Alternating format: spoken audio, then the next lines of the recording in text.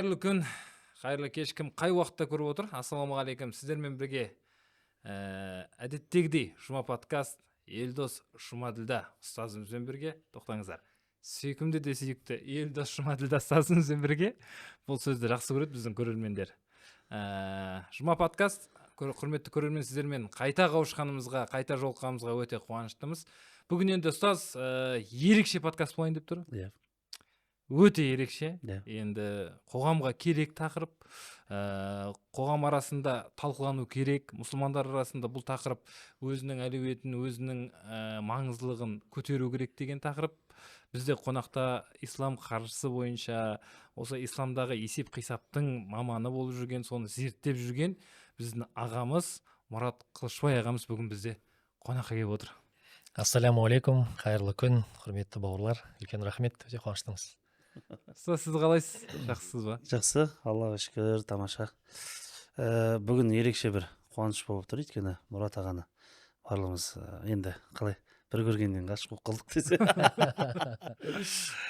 Біз баршаларымыз Көкшетауда танысқан болатынбыз. Сол кезде Мұрат ағамызбен жаңағындай 2 күн бірге болып, Аллаға шүкір бір-бірлеріміздің әңгімемізді тыңдап, енді маған қарағанда сіз көбірек, аха Жасика, сіз Жаслан көбірек әңгімелесіп, біраз шер тартқан болатын, бірақ бізде әңгімелесіп үлгеріп, Мұрат ағамызбен танысып үлгергенбіз. Сол кезде бір жақсы, бір жылы, бір лебіз қалдырып кетті.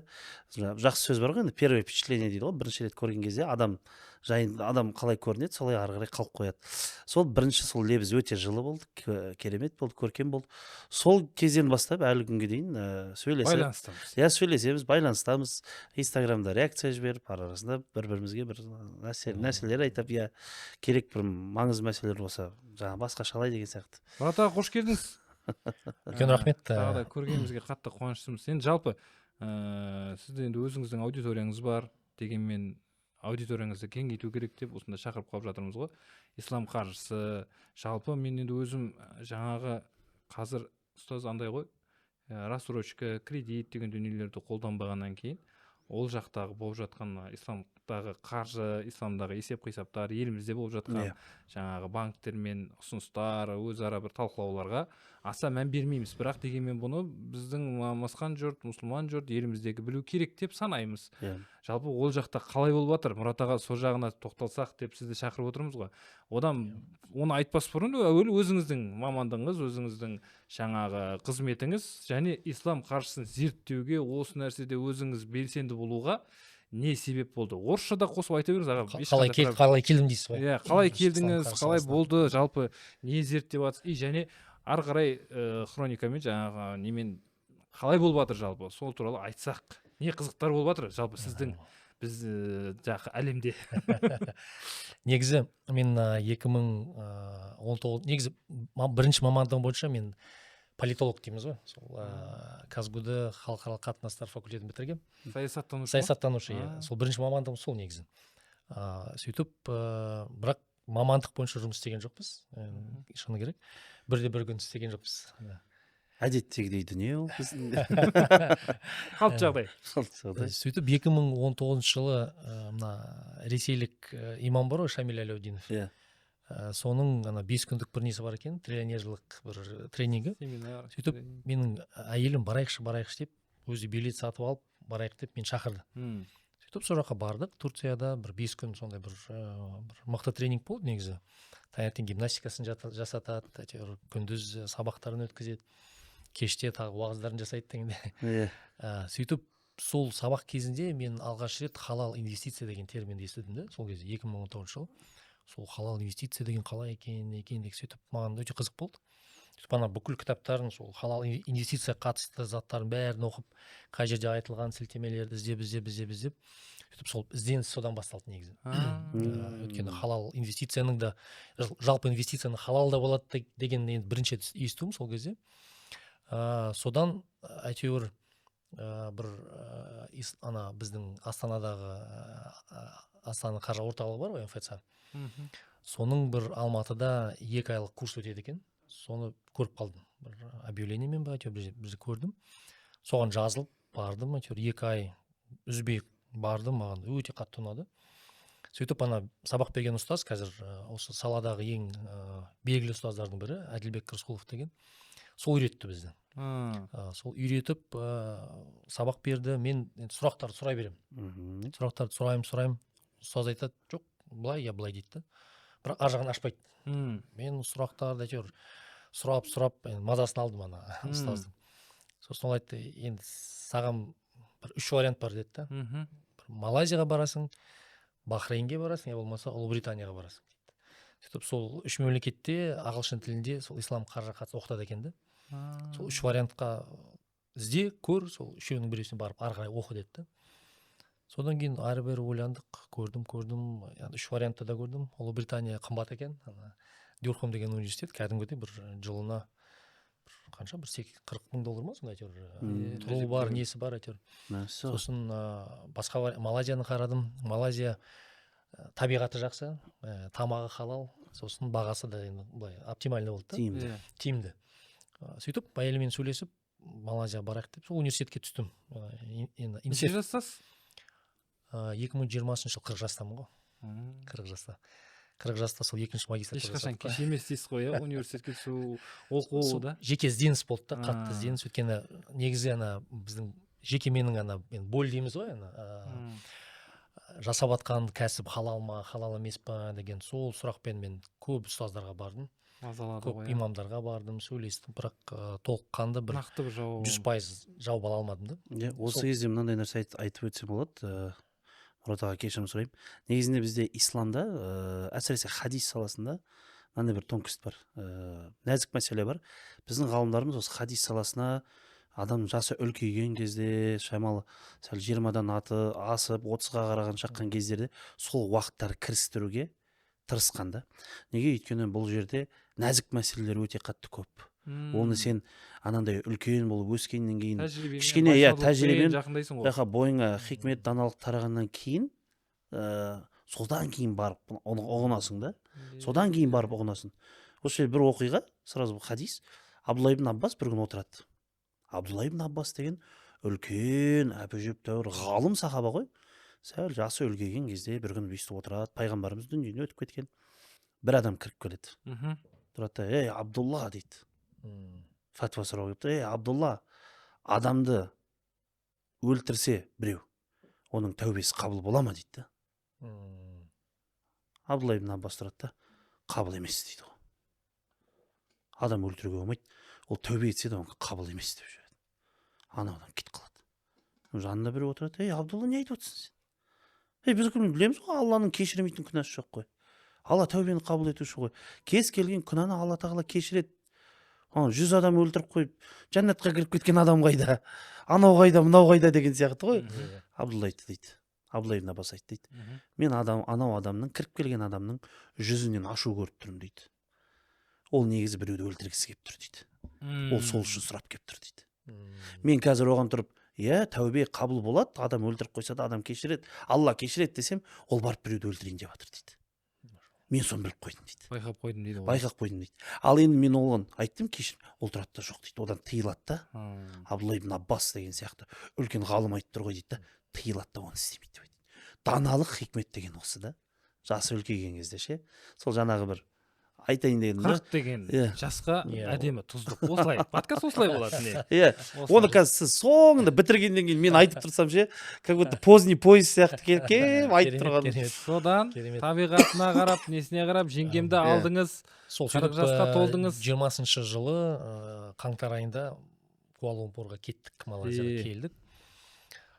Енді бірінші жаса магистратурам 21 жасымда Казгуды бітіріп, болашақ деген бағдарламам бар, сонымен неге кеткем, Шотландияға.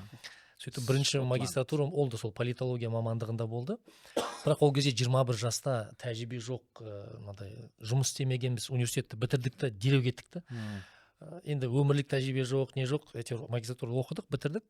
Бірақ мына 40 жастағы магистратура мүлдем басқа да. Өйткені мен барып, мысалы, мақсатым білім алу, профессорлармен сөйлесіп талқылау деген, сөйтіп сол ниетпен бардым. Ана білімнің ләззатына кіріп кеткен адам болады, ана ұстаздарына байқайсың, кітапты көп оқып кетіп, ана білімнің несіне, құштарлығына кіріп кеткен, вообще анау көрмей қаласың ғой, ештеңе соны зерттеген сол сияқты болып тұрсыз ғой, иә. сол сияқты мен сол ләззат алып әрбір сабақта отырған кезде бәрін жазып тыңдап сұрақтарды қойып профессорлармен кәдімгі пікірталас жүргізіп сөйтіп шыны керек ләззат алып жүрдім да. Сөйтіп сабақ басталды январьда, наурыз айында пандемия басталды. 20-шы жыл пандемия кірді ғой. Пандемия басталған кезде локдаун деді, Малайзия қатты сақтайды екен да, мысалы далаға шығуға болмайды десе ешкім далаға шықпайды. Тәртіп сақтайды. Тәртіп сақтайды, ешкім далаға шықпайды, бәрі отырады. Біздер әйтеуір әйелімізбен екеуміз қыдырамыз кеште далада. Нарушение етіп қоятыныз бар де. Қазақпыз ғой. Сөйтіп полициялар тоқтатады, шетелде екенін көреді, жарайды деп жібере салады. Сөйтіп сол пандемия басталғаннан кейін пәтерде отырып оқыдым. Пәтерде ноутбук бар, интернет арқылы сабақтар бәрі онлайн. Тамыз айының соңына дейін онлайн отырдық. Енді бітпейді деп, енді бітсе қайтадан сол классқа барып, класста отырып сондай немен желание сондай болды да қатты. Бірақ пандемияның бітетін түрі жоқ. Содан кейін тамыздың соңында енді пәтерден отырып оқи беретін болсақ, онда Алматыға қайтайық деп. Сөйтіп үйге қайтып кеттік. Сөйтіп ар жағын үйден оқыдым. Сол 2 жыл онлайн болды бізде. 2022 жылға дейін онлайн болды сабақ. Сөйтіп 2 жыл кетті, бітірдік. Содан сол Малайзияда енді бастапқа бүкіл ақпарат сол Малайзиядан алдық. И ар жағы сол оқып келгеннен кейін енді алған білімді, енді білген білімді, енді өзімді бір үлкен сол салты мама деп санамаймын енді, өйткені бізде нарықта өте мықты жолдастар бар, өте мықты мамандар бар, шынымен де фиқ оқыған, шариғи бэкграунды бар азаматтар бар. Біздікі сол магистратура деңгейінде ғана оқыдық, бірақ сол алған ақпаратты тарату деген ниет болды да менде. Сөйтіп содан бастап Инстаграмға шығып, әйтеуір білгенімді айтып, әйтеуір сол тақырыпты жандандыру керек. Былай зерттеп қараған кезде, мысалы үшін Малайзияның халал нарығын қарасаңыз, 30-40%-ға жетіп қалды. Мысалы исламдық банктар бар, исламдық қаржы компаниялар бар, соның бәрін санаған кезде бір 40% олардың үлесі. Қазақстанда 0,4% болып тұр да қазір. Соны енді қалай қайттан Малайзияда мысалы осындай детальдарды ше, сол қарапайым халыққа қарапайым тілде жеткізе берсек деп жатқаным ғой, мен қайтан қойып жатқан сұрағым. Мысалы әлемдегі халал мемлекеттер бар ма деген сұрақ бар ғой, мысалы қаржы тұрғысынан. Исламдық банктары көп, жалпы халал қаржы нарығы дамыған мемлекеттер бар ма деп сұраған кезде, мысалы Сауд Арабиясында халал қаржы нарығының бөлігі 72% па сондай. 72%. Демек, бұлай қарапайым тілмен айтсақ, 10 банктың ішінен 7-еуі сол исламдық банктар. Малайзияда, мысалы үшін, 10 банктың ішінен 4-еуі исламдық банктар. Малайзияда, мысалы үшін. Ислам шариғатына заңдарына сай қызмет көрсететін банктар. Қызмет көрсететін 100% мысалы соған сәйкес келетін. Қазақстанда жағдай, мысалы 10 банктың ішінен 1 банкке жетпейді. 0,4 деген. Бірақ бар. 2-3 банк бар, бірақ оның нарықтағы алып атқан үлесі өте кішкентай да. Сол 1%-ға да жетпейді. Сондықтан бастапқы ниет сол бізде еліміздегі сол халал қаржы нарығын өсіру ғой, өсіру, ақпаратты жеткізу, өсіру, адамдарға мысалы енді бізде алхамдулилля ресми статистика бойынша 2 миллион 200 мыңнан астам мұсылман бар екен, 5 уақыт намаз оқитын. Яғни практикалық тұрғыдан жүзеге асыратын. Практикалық тұрғыдан жүзеге асыратын. Халқымыздың басым көпшілігі өздері енді мұсылман деп санайды ғой енді. Бізде 70% этнический мұсылмандар деп айтамыз ғой Қазақстанда. Этникалық мұсылмандар. Бірақ құлшылығын орындайтын мұсылмандар сөйтіп ажырататын болдық қой енді статистика бойынша. Өкінішке орай. Өкінішке орай, сөйтіп сол парыздарды, бүкіл парыздарды орындайтын мұсылмандардың саны 2 миллион Қазақстанда. Оның ішінде қанша пайызы жаңағы исламдық қызметті қалайды екен, ол да бар ғой.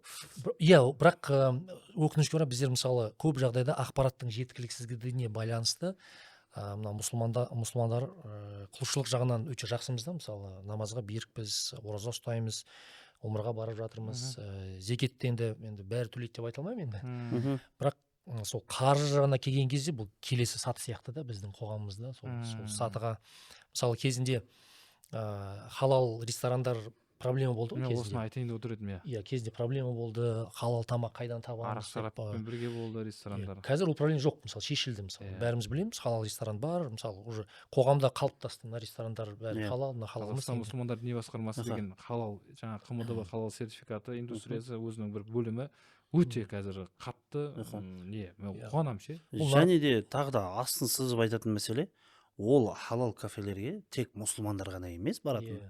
Өзге де адамдар барады, дінді ұстанбайтын адамдар да барады. Неге? Өйткені ол жердің жалпы тамағы таза, адал, атмосфера да ұнауы мүмкін мысалға да. Отбасылық атмосфера сыйлауы да мүмкін да. Яғни сондай жалпы халық бұны жақсы жылы лебізбен қарсы алды. Және сұраныс болды оған. Сұраныс болды, қазір болды. Оған қазір мысалы бір қалып, бір нормальный сияқты ситуация, мысалы сіз барасыз халал рестораннан тамақ ішесіз. Енді сол қоғамда қазір сол халал қаржыға бір сұраныс пайда болып жатқан сияқты да. Адамдар қазір мұсылмандар мысалы жасап жатқан саудам халал ма, халал емес па, мысалы жасап жатқан әртүрлі банк арқылы депозит ұстасам бұл халал ма, халал емес па деген сұрақтар енді ғана адамдар келіп жатқан сияқты да. Енді ойланып жатыр. Келесі сатыда біз сол халал жағын, қаржы жағынан дамытып жіберсек, құдай қаласа Малайзия сияқты бір 10 банктың бір 5-6-сы исламдық халал банк болса күшті ғой. Яғни біз жұмыс істесек, бұны насихаттасақ, бұны көрсетсек, бұл нәрсеге біз жетуіміз болады ғой, яғни біз жете аламыз ғой бұл нәрсеге да. Енді ұстазымыз түзетіп жіберер, негізі құлшылық мәселесінде біз тек қана құлшылықпен шектелмейміз, Алла тағаланың заңдары бүкіл сфераға қатысты. Ақша болсын, отбасы болсын, ол құлшылық болсын, бәріне байланысты ғой, дұрыс қой? Сондықтан да біздер тек қана сол құлшылық жағына шектеліп қалмай ғана сол бүкіл сфераға қарауымыз керекпіз. Сауда-саттық мәселелеріне. Сауда-саттық мәселесіне қазір мына бизнес жасауда партнерлармен қалай қарым-қатынастар жасаймыз, енді сауда жасаған кезде, мысалы біз тауар сатқан кезде қалай сатуым керек, банктармен қалай жұмыс істеуім керек дегендей страхование бар. Қазір инвестиция мәселесі өте актуальды. Мысалы қазір енді қарапайым халық қалай болғанда да ақша тапқысы келеді, акция сатқысы келеді, сатып алғысы келеді. Енді үйде отырған келіншектер әйтеуір қалай болса да кішкентай табыс тапқысы келеді. Соның да халал жолдары мысалы біз ажыратып көрсетіп беруіміз керекпіз ғой. Мақсатымыз сондағы бұл нәрсені үйреніп білудегі дұрыс өмір сүру және жәннатқа аман-есен кіріп кету сияқты ғой. Мен сондай ойлаймын. Енді халал не үшін істейміз? Жұмаққа кіру үшін деп ойлаймын да. Енді жақсы, бұл жалпы қалай шешіліп жатыр? Енді сіздің үніңізді қаншалықты банктер естіп жатыр, сізбен байланысқа, кері байланысқа қаншалықты шығып жатыр, ол жағын айтсақ ше. Сосын менде андай сұрақ бар да, мысалы жақсы, бізде менталитет бар ғой, бізде бәрі мұсылманбыз, енді ешкім не қылмаймыз да, бөліп жармаймыз. Бірақ жаңағы рассрочкаға беру деген нәрсені мен өзім ойланамын да, мысалға бір қандай да бір жаңағы 0024 деген шықты рассрочкаға. Адамдар оны алды, талап жаңағы қойған себепті. Енді адамдар оны, кейбір адамдар егер оның үстемақысы, пенясы өсіп кетпейтін болмаса, төлемей қоятын секілді көрінеді да маған ше. Енді егер ол толығымен адалға, халалға істейтін болсақ, ол кезде ол 0024-пен істейтін болсақ, ол кезде қосымша жаңа пеня болмау керек деген ұғым бар ғой, дұрыс па? Халалда. Ол жағын қалай шешеміз? Яғни адамдар өзінің алған затына өзі қарайтындай дүниені қалай қалыптастырамыз деп ойлаймын да. Өйткені біз бәрібір намаз оқып жүрген адамдарды көріп жүрміз. Олардың ішінде де жауапкершіліктері ондай аса қатты емес. Артынша бір мына нәрсені уақытында істемесең деп бір мынандай нәрсе болады деп қорқып қоймасаң, жаза болмаса, яғни не істемей тұр да, жаза болмаса адамдар жауапкершілік алмай тұр. Мысалы біреуге қарыз ақша бересің, мысалға, болмаса осындай күні қайтар дейсің, жаңа иә дейді, бірақ вроде намазхан, вроде не, бірақ кешіктіреді, немесе жауап бермей қояды деген секілді. Сондай жағын қалай болады? Исламда да бар ғой негізі мынандай, осы күні егер де дейді да, Алла тозақты жаратпағанда дейді да, барлығымыз шетімізден күнә кейбіреуімізде тек тозақ деген нәрсе бар деген тоқтатып тұр ғой, шыны керек ше. Анау Аллаға деген махаббат емес, тозақ деген нәрсе тоқтатып тұр да. Қорқыныш, үрей. Ондай нәрсе бар да. Сол пенияның заманауи версиясы негізі таза пеня болып ана сатушының қалтасына жүрсе, ол негізі риба болып кетеді, ол сол ғой, мысалы халал саудада, мысалы ана сауданың соммасы бекітілу керек та. Мысалы үшін мен сізге тауар сатсам, рассрочкаға сататын болсам сізге, біз бір бағаны келістік, ол баға өзгермеу керек негізі. Өйткені біз келістік, мен ұсындым, сіз қабылдадыңыз, сол баға өзгермеу керек. Сіз төлемесеңіз де, мысалы мерзімнен бұрын төлесеңіз де, я кешіктіріп төлесеңіз де, негізі баға өзгермеу керек халал вариантында. Бірақ заманауи пеняның версиясы, енді пеня деп айтқан кезде өте былай негативті естіледі. Өйткені пеня бұл банктармен байланысты, әйтеуір бір адамды қысып алатын сияқты. Бірақ заманауи халал версиясында енді пеня емес, бұл мысалы сатып алушының ерікті түрде мен ертең кешіктіретін болсам, мен қайырымдылыққа белгілі бір өзімнің садақамды жасаймын деген сияқты. Бұл келісім. Бір жауапкершілікті арту. Жауапкершілікті арту. Өйткені сіздің мысалы бір жағынан бұл ертең сіз төлемей қойсаңыз, маған бір кепіл сияқты болады да, бірақ ол пеня менің қалтама жүрмейді, мысалы сатушы болған кезде. Демек сіз ерікті түрде, мысалы біз келісімшарт жасаған кезде, рассрочка мысалы саттым, біз келісімшартта жазуымыз керек. Егер де бауырым, жәке, сіз кешіктіретін болсаңыз, сіз ерікті түрде өзіңіздің айыбыңызды жөндеу үшін кешіктірген бір осындай бір сомманы қайырымдылыққа жібересіз. Сіз оған келісесіз деген сол әңгіме сонда болып тұр да. Яғни бұған ислам ғалымдары сондай бір заманауи пәтуа сияқты ғой. Рұқсат беріп тұр да. Рұқсат беріп тұр, өйткені ана қайырымдылыққа жібереміз, және де ол менің бір туысымның бір несі болмау керек, әйтеуір мен ол ана қайырымдылық фондқа бір мұқтаж адамға арналау керек. Әйтеуір бір мұқтаж адамға жібересіз, мен одан ешқандай пайда көрмеймін. Оның арнайы бір суммасы бола ма, әлде келісімшартқа байланысты ғой ол. Ол пеня өсіп түсуі? Ол мынандай бір адамға ауыртпашылық тимейтіндей, бірақ әйтеуір бір жағынан оны бір дисциплинаға ұстап тұратындай бір сондай бір деңгейде болу керек та. Анау сондай нелер бар. Бір жігіт айтады, бір жігіттермен жиналып алып келіскенбіз дейді. Таңертең барлығымыз жүреміз деп, паркте жүреміз деп, 10 километр ше. Сосын бір күні жаңағындай кім келмейді, штраф 5000 теңге деп ше. Басында қалмауға тырсам, сосын кейін бүйтіп жалқауланған күні бүйтіп қараймын да дейді да жаңағындай. 5000 теңге төлей саламын ғой деп жата беремін дейді ше жаңағы. Сосын бір күні тұрдым да өзіме, анау жігіттер айтты, что-то сендер бүкіл андай не істеп қалдыңдар, әлсіреп, жалқаулықтанып кеттіңдер. 5000 емес, 50 мың ешкім қалмайды дейді ғой. Штрафты 50 мың қылып қойған кезде. Сәл больно болу керек болды ғой, ауыр. Жаман, иә. Негізі адам анау ақшадан қиюға қатты ұялады ғой, не істейді ғой жаңағы. Ана бір ғалымның оқиғасы бар ғой, біреудің артынан сөз айтып қоямын, соны қалай тоқтатамын деп ойладым дейді. Біреудің сөз айтып жатқан кезінде дейді, өзіме сөз бердім дейді. Біреудің артынан әңгіме айтып қойдым, ораза ұстаймын деп. Айтып қоямын, ораза ұстаймын. Тұла бойым оразаға үйреніп кеткен дейді, проблема жоқ дейді. Бірақ ананы да тастамаймын дейді ше. Ананы да тастамаймын, оразаны да екеуі бірге жүріп жатыр. Қой дедім дейді. Өзіме ақша ретінде штраф қойыңызшы. Ораза ретінде емес, ақша ретінде дейді. Бір кезде 2-3 рет қалтамнан ақша шыққан кезде жаңа шырылдадым деді ғой. Сол кезде мынандай сөз айтады да, менің дүниеге деген махаббатым мені күнәні тастауға себепкер болды дейді. Дүниеге деген мен, яғни сен өзіңнің болмысыңды неге пайдаландың? Пайдаға іске асырып жердің да. Бая ғалымдардың әңгімесі бар ғой, басқаша ғой. Дегенмен адамға дүние сынақ жақындау, сол үшін ғой, сол заманауи, өйткені таза халал вариантында мүлдем пеня болмау керек қой келісімшартта. Бірақ сол біздің мұсылмандардың өкінішке орай қазіргі жағдайына байланысты сол ғалымдардың шығарған заманауи пәтуасы ғой. Ол да енді бір нәрсеге сүйеніп, жауапкершілікті арттыру мақсатында үлкен, яғни сол салада маман болып, сол кісілердің шешімімен, ол бір адамның шешімі емес, бірнеше адамның, әлем мұсылмандарының қойған шарты ғой. Мен осы кезде мынандай бір тонкост айтып жіберейін.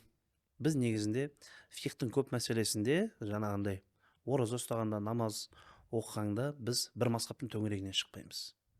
Ғалымдарымыз бір ауыз сөзден келіскен. Өйткені бір мазхабтан екінші мазхабқа секіре беру, мысалы намазда тұрдың да, дәретіңді шафиғи бойынша алдың да, жаңа намазыңды ханафи бойынша алып, үйтуге болмайды. Бұны тәлфиқ деп айтады. Бұған ғалымдарымыз екі ауыз сөзден бұл харам нәрсе деген. харам нәрсе деген. Ал енді өйткені ол нәрсе неге апарады?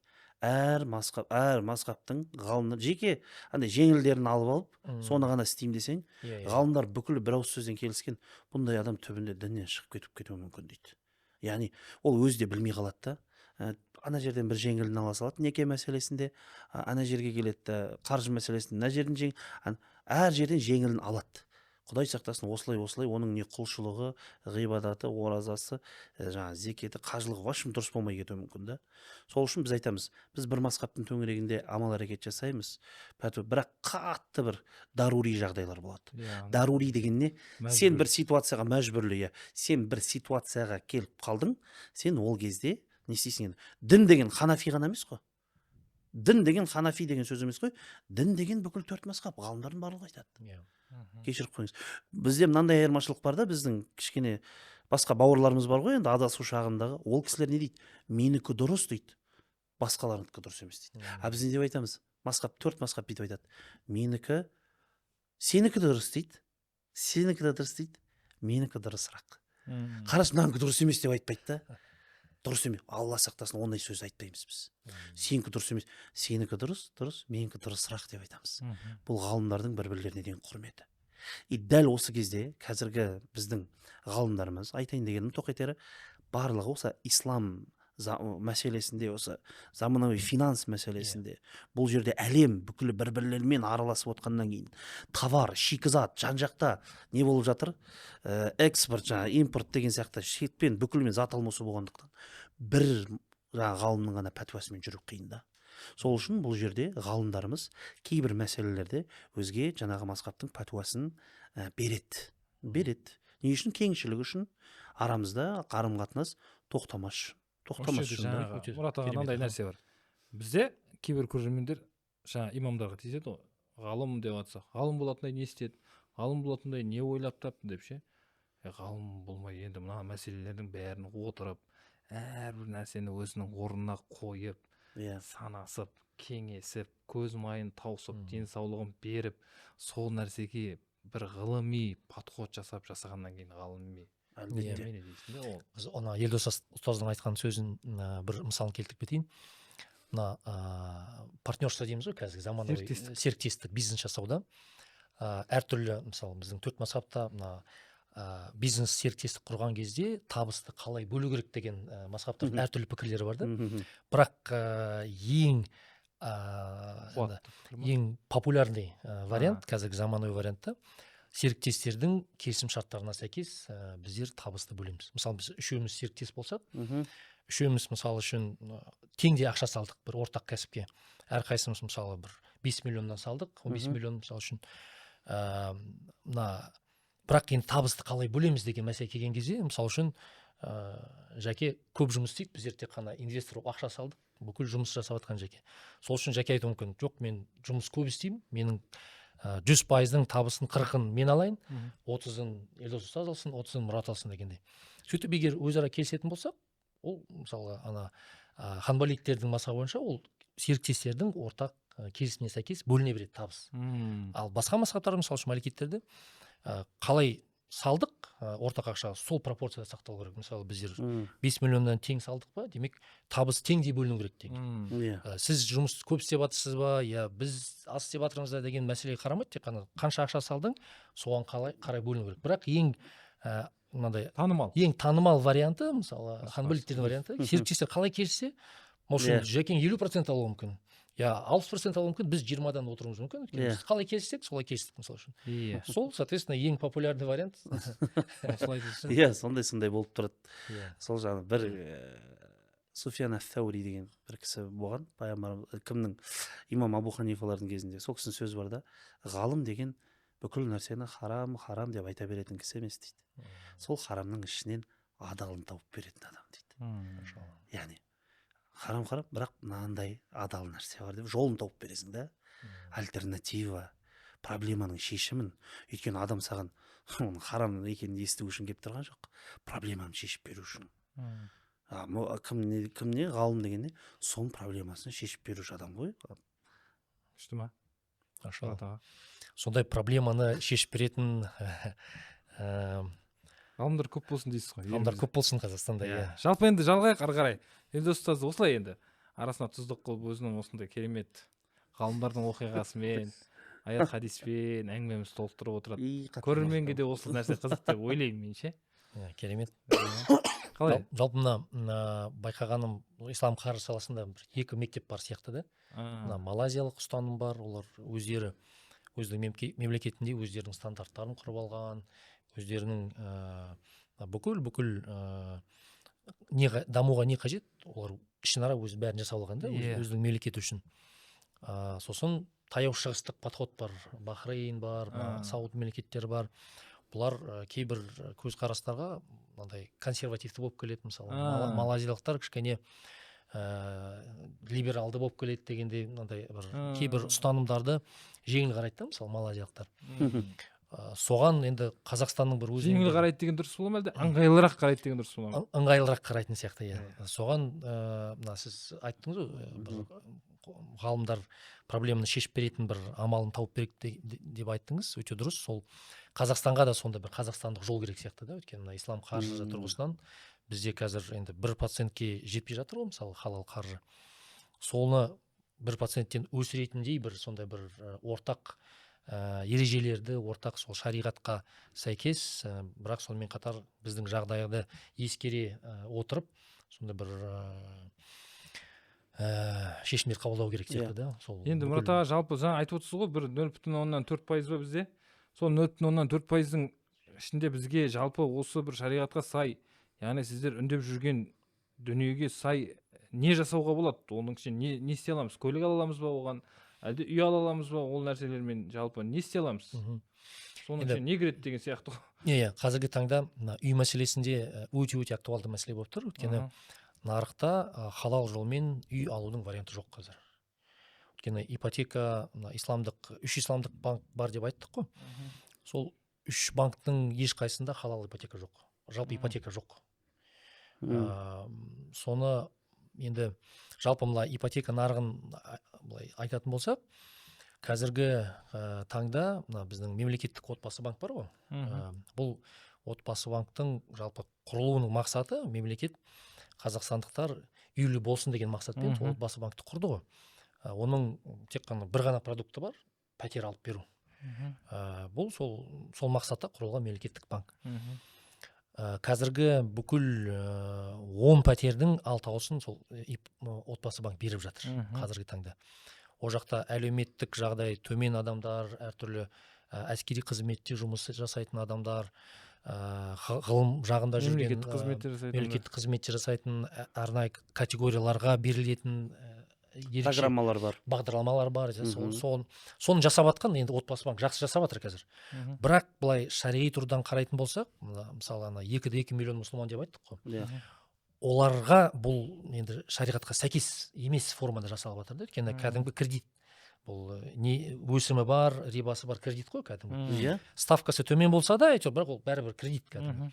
Соны сол шариғатқа сәйкес жасай алса отбасы банк, бұл кәдімгі халал ипотека нарығында мәселені жақсылап шешіп кетеді. Өйткені қазір монополист отбасы банк болып тұр ғой. Бірақ сол отбасы банк енді халал ипотека жасау үшін заңдарда қайшылықтар бар. Сол заңдарға отбасы банктың өзінің заңы бар, жилстрой сбережение туралы бір өзінің заңы бар. Соған өзгертулер енгізу керек. Сосын енді мына халал ипотека жасаудың әртүрлі варианттары бар. Мысалы, банк пәтерді сатып алады да, сосын өзінің табысын қосып, мысалы, бөліп төлеуге сатады, мысалы үшін рассрочкаға. Болмаса, кезінде аренда с последующим выкупом деген болды ғой. Сіз арендада тұрасыз, жалдап тұрасыз, сосын бір 10 жылдан кейін бір бағаға сатып аласыз дегендей. Сол сияқты халал варианты бар. Мысалы үшін адам пәтерді арендаға алады банктан. Сөйтіп, мысалы, 10 жыл тұра ма, 20 жыл тұра ма, арендасының мерзімі біткен кезде банк пәтерді 0 теңгеге сыйлап жібереді, мысалы үшін, халал вариантында. Сондай варианттар да бар, мысалы, халал ипотека жасауда. Ұсынып отырсыздар ғой, иә, ұсыныс бар, бірақ ол бір заңдағы бір қайшылықтарға тап болады. Мысалы үшін, түсінікті болу үшін түсіндіріп кетейін. Мысалы үшін, қазіргі заңда жеке тұлғаларға лизинг деген аренда ғой кәдімгі. Сол жеке тұлғаларға арендаға беруге болмайды, мысалы банк бере алмайды арендаға. Егер де беретін болса, онда біріншіден ол заңсыз болып табылады, өйткені лизинг деген бір заң бар Қазақстанда. Сол лизингке тек қана кәсіпкерлер ала алады деген заңда жазылған да, сондай бір формировка бар. Мысалы үшін, енді лизинг дегеніміз, сіз мысалы бір техника аласыз арендаға, сосын кәсіп жасайсыз, сосын соны ақшасын төлейсіз дегенде, я болмаса бір үлкен бір заводты арендаға аласыз, жұмыс істейсіз. Тек қана кәсіпкерлер үшін ғана қарастырылған. Ал жеке тұлға мысалы барып сол банктан, я болмаса бір қаржы компаниясынан арендаға алып, сол пәтерде тұрам десе, онда заңда оған шек қойылған. Өйткені заңда бір шикілік бар. Өйткені бұл тек қана бизнес үшін жасалған заңда. Иә. Енді банк оны мен арендаға, мысалы, сол отбасы банк енді халал ипотека жасап, сол пәтерлерді арендаға берем десе, лизинг туралы заңға қайшылық бар. Демек, сол лизинг туралы заңға өзгерту енгізу керек. Осындай халал ипотека жасайтын. Заңға өзгертулер енгізуді енді депутаттарға ұсынуымыз керек қой, дейсіз ба? Иә, оны депутаттарға. Оны қаншалықты депутаттарға біз ұсынып жатырмыз? Ұсыныс болды. Кімдер естіді? Біздер Қазақстанда екі ассоциация бар. Ислам қаржы ассоциациясы шеңберінде сол ислам қаржы нарығын дамытуға құрылған екі ассоциация бар. Сол ассоциацияның шеңберінде біздер депутаттарға қаржы агенттігіне бүкіл ұсыныстарды жазып тапсырғанбыз. Осындай халал қаржы нарығының дамуына көмектесетін, сол шектеулерді алып тастайтын қажетті өзгерістердің бәрін таблица күйінде жазып, бүкіл эксперттер болды, мамандар, заңгерлер, біраз жұмыс жасалды негізі. Алхамдулилля, осы салда жүрген бүкіл мамандар бәрі қосылып, бір сіз көрдіңіз ба, көрмеңіз бір стористе салған едім, бір машинада кетіп бара жатырмыз, біз уақыт өте тығыз. Артта екі эксперт, алдыда екі эксперт, бәрі ноутбукпен отыр. Біздер уақыт үнемдеу үшін, өйткені уақыт тығыз болды, мен рульде отырмын. Үш эксперт талқылап, пока жетеміз дегенше әйтеуір бүкіл условияларды бір топтама жасап, әйтеуір бір таблица күйінде тапсырып, сөйтіп негізі тапсырдық. Өйткені қазір банктар туралы жаңа заң қабылданып жатыр. Сол заңға үлгереміз, сол заңға кіргіземіз деп сондай ниет болды да. Өйткені бұл бір негізі банктар туралы соңғы рет 2009 жыл заң қабылданған болады. Одан кейін вообще өзгермеген. Өзгерістер болған, бірақ толыққанды бір жаңа заң шыққан жоқ та. Демек, банктар туралы жаңа заңның шығуы бұл үлкен жаңалық та. И сол мүмкіндікті пайдалана отырып, сол халал нарыққа қажетті нелерді кіргізе қояйық деп едік қой, сол ниетпен. Осы орайда мен мынандай бір күшті нәрсе айтқым келеді. Енді біздің көрермендерге кейбір кезде бізде жамағаттағы кісілер айтады, ананы неге айтпайсыңдар, мынаны неге жеткізбейсіңдер деп ше. Негізі қадірменді біздің бауырларға, бізді көріп отырған кісілерге айтайын, біз көп нәрсені негізі өйстіп, ұстаздарымыз бар, мамандар бар, негізі көп нәрсені айтып та жатырмыз, жеткізіп та жатырмыз, ұсынып та жатырмыз. Бізде қалаймыз мұсылмандардың жақсы бір өзінің шариғатына сай, әйтеуір қай бір жерде жаңағындай шариғатқа сай жаңа өмір сүрсе ғой, шариғаттың мына шеңберін аттамасақ қой осы жерде деп, бізде соған сай ұсыныс жасап жатырмыз. Осы орайда мен Мұрат ағамызға, ұстазымызға үлкен бір алғыс білдіргім келеді, Алла разы болсын. Соның барлығын уайымдап, бас қосып, сол бүкіл ұсынысты беріп, алдында мен де естіген, бұны сол ұсынысты беріп, ар жаққа кірген кезде, міне мен сол кезде ойлап жүрген, мен ашылатын шығар. Енді халал ипотека ашылатын шығар деп, мен де сөйтіп қуанып жүрген кезде, кейін кеше міне жаңалық естідім, мен де осы буквально бір ай бұрын шығарып, ұстаздардан естіп жатырмын. Оказывается, неге өзіміздің конституциялық жалпы заңнамаға бір-екі нелері келмей жатыр екен деп, талаптар сәйкес келмей жатыр дегенде, мәссаған, бұл не болады, енді ары қарай не болады деп естеп жатқан кезде де, о кезде де сол заңнамаға сәйкес қалай істеуге болады деп сіздер тағы да оған выход ұсынып беріп тұрсыздар ғой. Негізі былай істесеңіздер болады, былай істесеңіздер болады. Бүкіл өзгерістер, мысалы мына заңдағы осынша бапқа былай жазу керек, мына бапқа былай жазу керек деп кәдімгі ұсыныстар жаздық. Бірақ ол өте үлкен, мысалы мына мемлекет тұрғысынан қараған кезде бұл мына бүкіл заңдарға өзгеріс кіргізу бұл үлкен жұмыс қой. Оны біреу салмағы ауыр біреу жүргізу керек та, мысалы сөзі өтетін, жауапкершілік алатын. Сондықтан да біздер бәрін ұсынған кезде енді регулятор бар, басқа мына заңды қабылдап жатқан адамдар бұл өте үлкен мәселе екенін көрді де бұны бұл банктар туралы заңдың шеңберінде емес, басқа заңдардың шеңберінде қабылдайық. Қазір біздің уақытымыз жетпейді. Мына сіздер ұсынған өзгерістерді кіргізетін болсақ, біз мына банк туралы заңды үлгере алмаймыз деді. Өйткені шынымен де көп заңдарға кіргізу керек өзгертулер. Сөйтіп бұлар бізге қандай ұсыныс жасады? Біз мына өзгерістерді мына банктар туралы заңға кіргізбейік. Оны өйткені мынамен қазір тоқталатын болсақ, біздер жұмыс тоқтап қалады деді. Сөйтіп бұлар бір жағынан банктар туралы заңды қабылдауға қатысты өздерінің бір мерзімдері бар екен де. Сол мерзімге үлгеру үшін біздің бүкіл поправкаларды алып тастады. Берген ұсыныстардың бәрін давайте бұл заңда емес, басқа заңда қарастырайық деп. Енді үміт бар. Әлбетте. Осы келесі жылдың соңына дейін тағы да бір заң шығады екен, рейтинг туралы заңдар. Сол заңның шеңберінде өзгерістерімізді кем дегенде әйтеуір тыңдап, әйтеуір өздерінің бір кері байланысын беріп бір қабылдаса ма деген сұрақ. Қарапайым халық ретінде. Жарайды, біздің жаңағы 2,2 миллион халыққа отбасы банк арнайы бір не ашты делік, бір терезе, яғни мүмкіндік. Бірақ қалған халық ше, олардың наразылығы болмай ма? Немесе қалған кісілердің ана өзі бір сәл сол жаңаға бір енді квоталық тұрғыдан бір мүмкіндік дейікші, бір 2 миллион адамға арналған бір 2 миллиондық жоба берді да, 2 миллион адамға жоба берді. Бірақ енді нарық көп қой одан. Қалғандары құйтырқыланып, ананың алдын алып кетіп, жаңаға ан жақтан өзінің бір таныс тамыр арқылы, тағы басқа дүниелер арқылы іске асырып кетуін қаншалықты қадағалай аламыз деген сияқты сұрақ заңды бола ма, әлде заңсыз бола ма деген сияқты. Енді былай қарапайым тілмен айтатын болсақ, мысалы, ана Магнум бар ғой дүкені. Сол Магнумда, мысалы үшін халал ет сататын бір бөлім ашылды дейік. Сол исламдық терезе деген сол да. Мысалы, Магнумның ішінде сол халал ет іздейтін адамдарға бір бөлім бар. Тура сол сияқты, сол халал исламдық терезе деген сол дәстүрлі банктың ішінде, мына Магнум сияқты, әйтеуір бір халал бөлімшесі болады. Сол халал бөлімшеде, мысалы, халал ет дейміз ғой, ол халал етті басқа халал емес еттермен араласпау керек дегенде, оны әйтеуір білетін адам сол етпен айналысу керек дегенде, тура сол сияқты мына халал терезедегі, ислам терезесіндегі бүкіл айналатын ақша халал емес, дәстүрлі ақшамен араласпау керек. Демек, екі бөлек учет болу керек, есеп болу керек. Және де мына ипотеканың бір жағынан дамуына халал депозиттер өте тікелей ықпал етеді.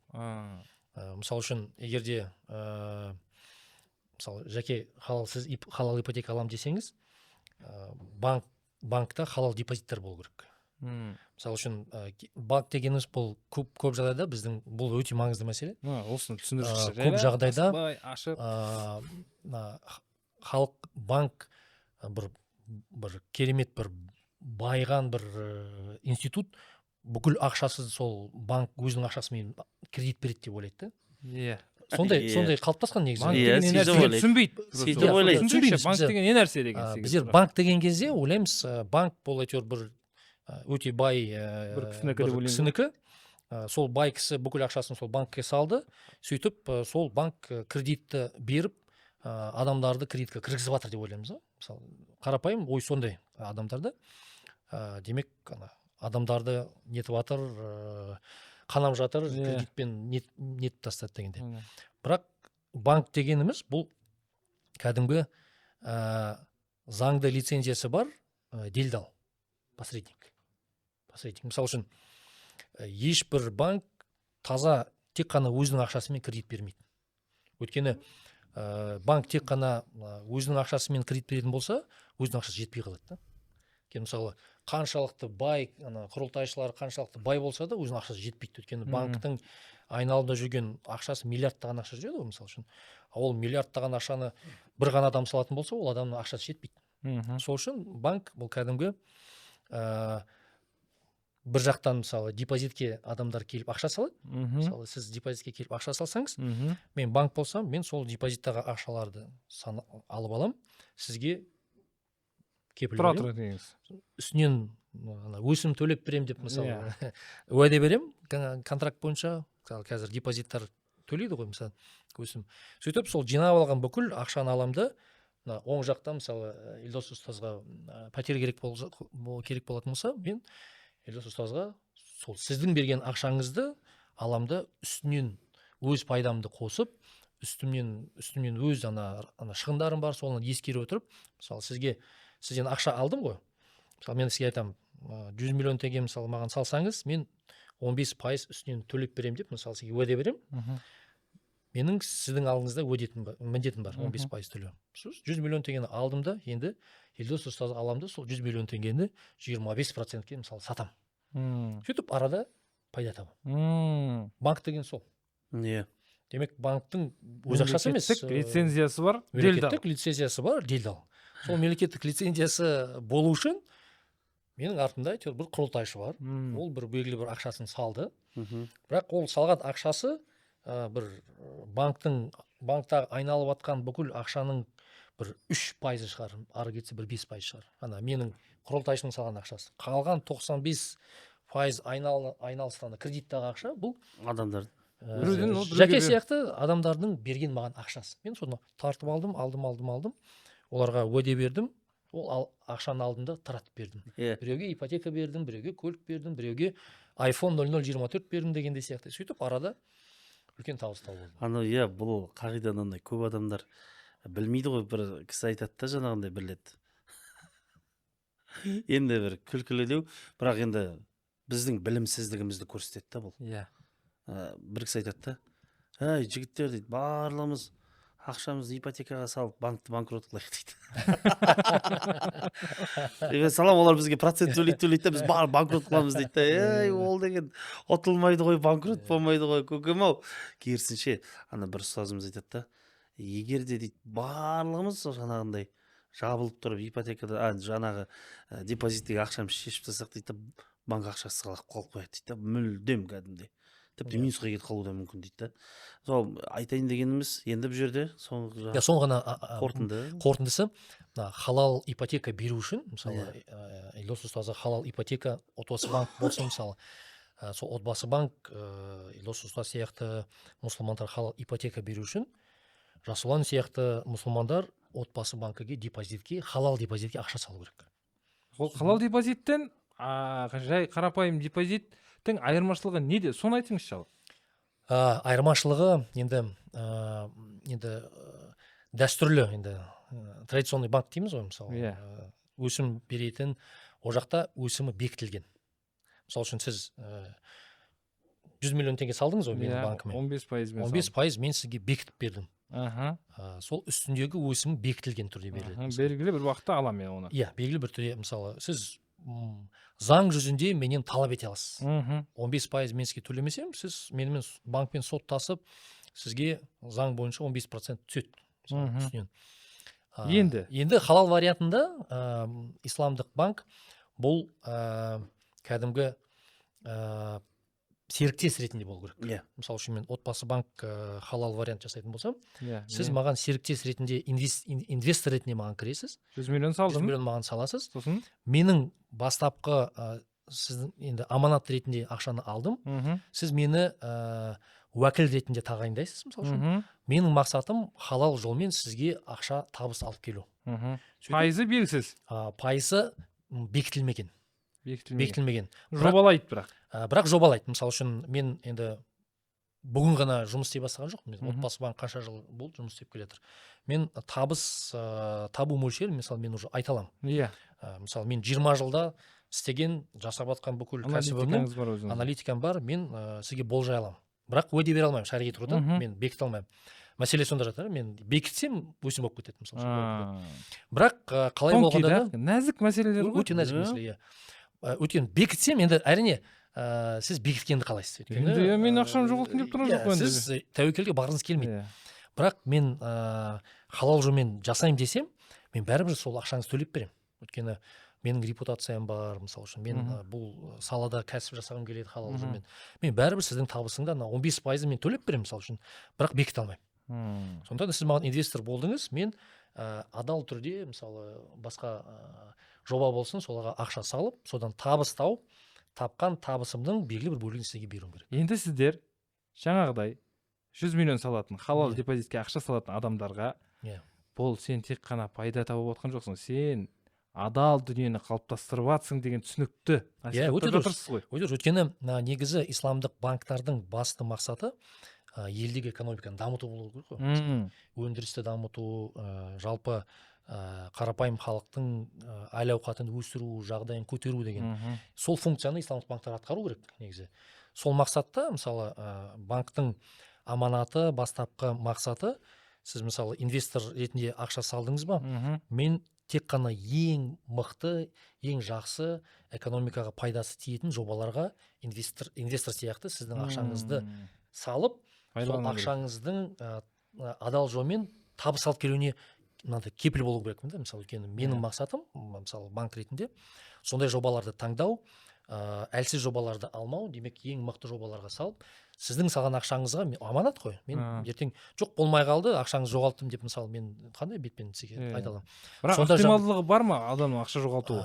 Ықтималдығы бар, бірақ сол исламдық қаржы институтының мақсаты сол жоғары дәрежеге сай болып тұру керек. Ықтималдылықтың пайызын төмендету, максимал түрде төмендету. Өйткені ертең мен мысалы нарыққа исламдық банк ретінде жұмысқа, мысалы нарыққа кіріп клиенттерімді тартқым келсе, мен әрине сізден алған ақшаны қалай болғанда да табыспен қайтаруға тырысам. Ол менің мақсатым болады. Өйткені бүкіл салған ақшаны жоғалтып алсам, маған ешкім ертең келмейді ол, мысалы, дұрыс қой.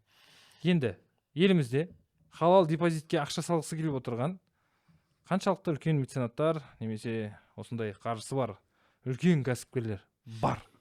Бұл енді әрине үлкен түсіріп жүріңіз. Үлкен кәсіпкерлер болуы мүмкін, бірақ бастапқы не қарапайым адамдардың салған депозиті болу керек қой. Өйткені мысалы үшін Қазақстандағы енді үлкен бір банк бар ғой. Атын айтпаймыз. Атын айтпаймыз. Жеке тұлғаларға қатысты удостоверение сол жақтан көрсетеміз. Рассрочкаға беретін деген үлкен банк бар ғой. Сол банктың статистикасын қарасаңыздар, 12 миллиард доллар шеңберінде депозитта қарапайым халықтың ақшасы жатыр. 12 миллиард доллар. Олар өздерінің басым көпшілігі мұсылман санайтын халық қой, дұрыс па? Енді бізде 70% этникалық мұсылман деп айттық қой.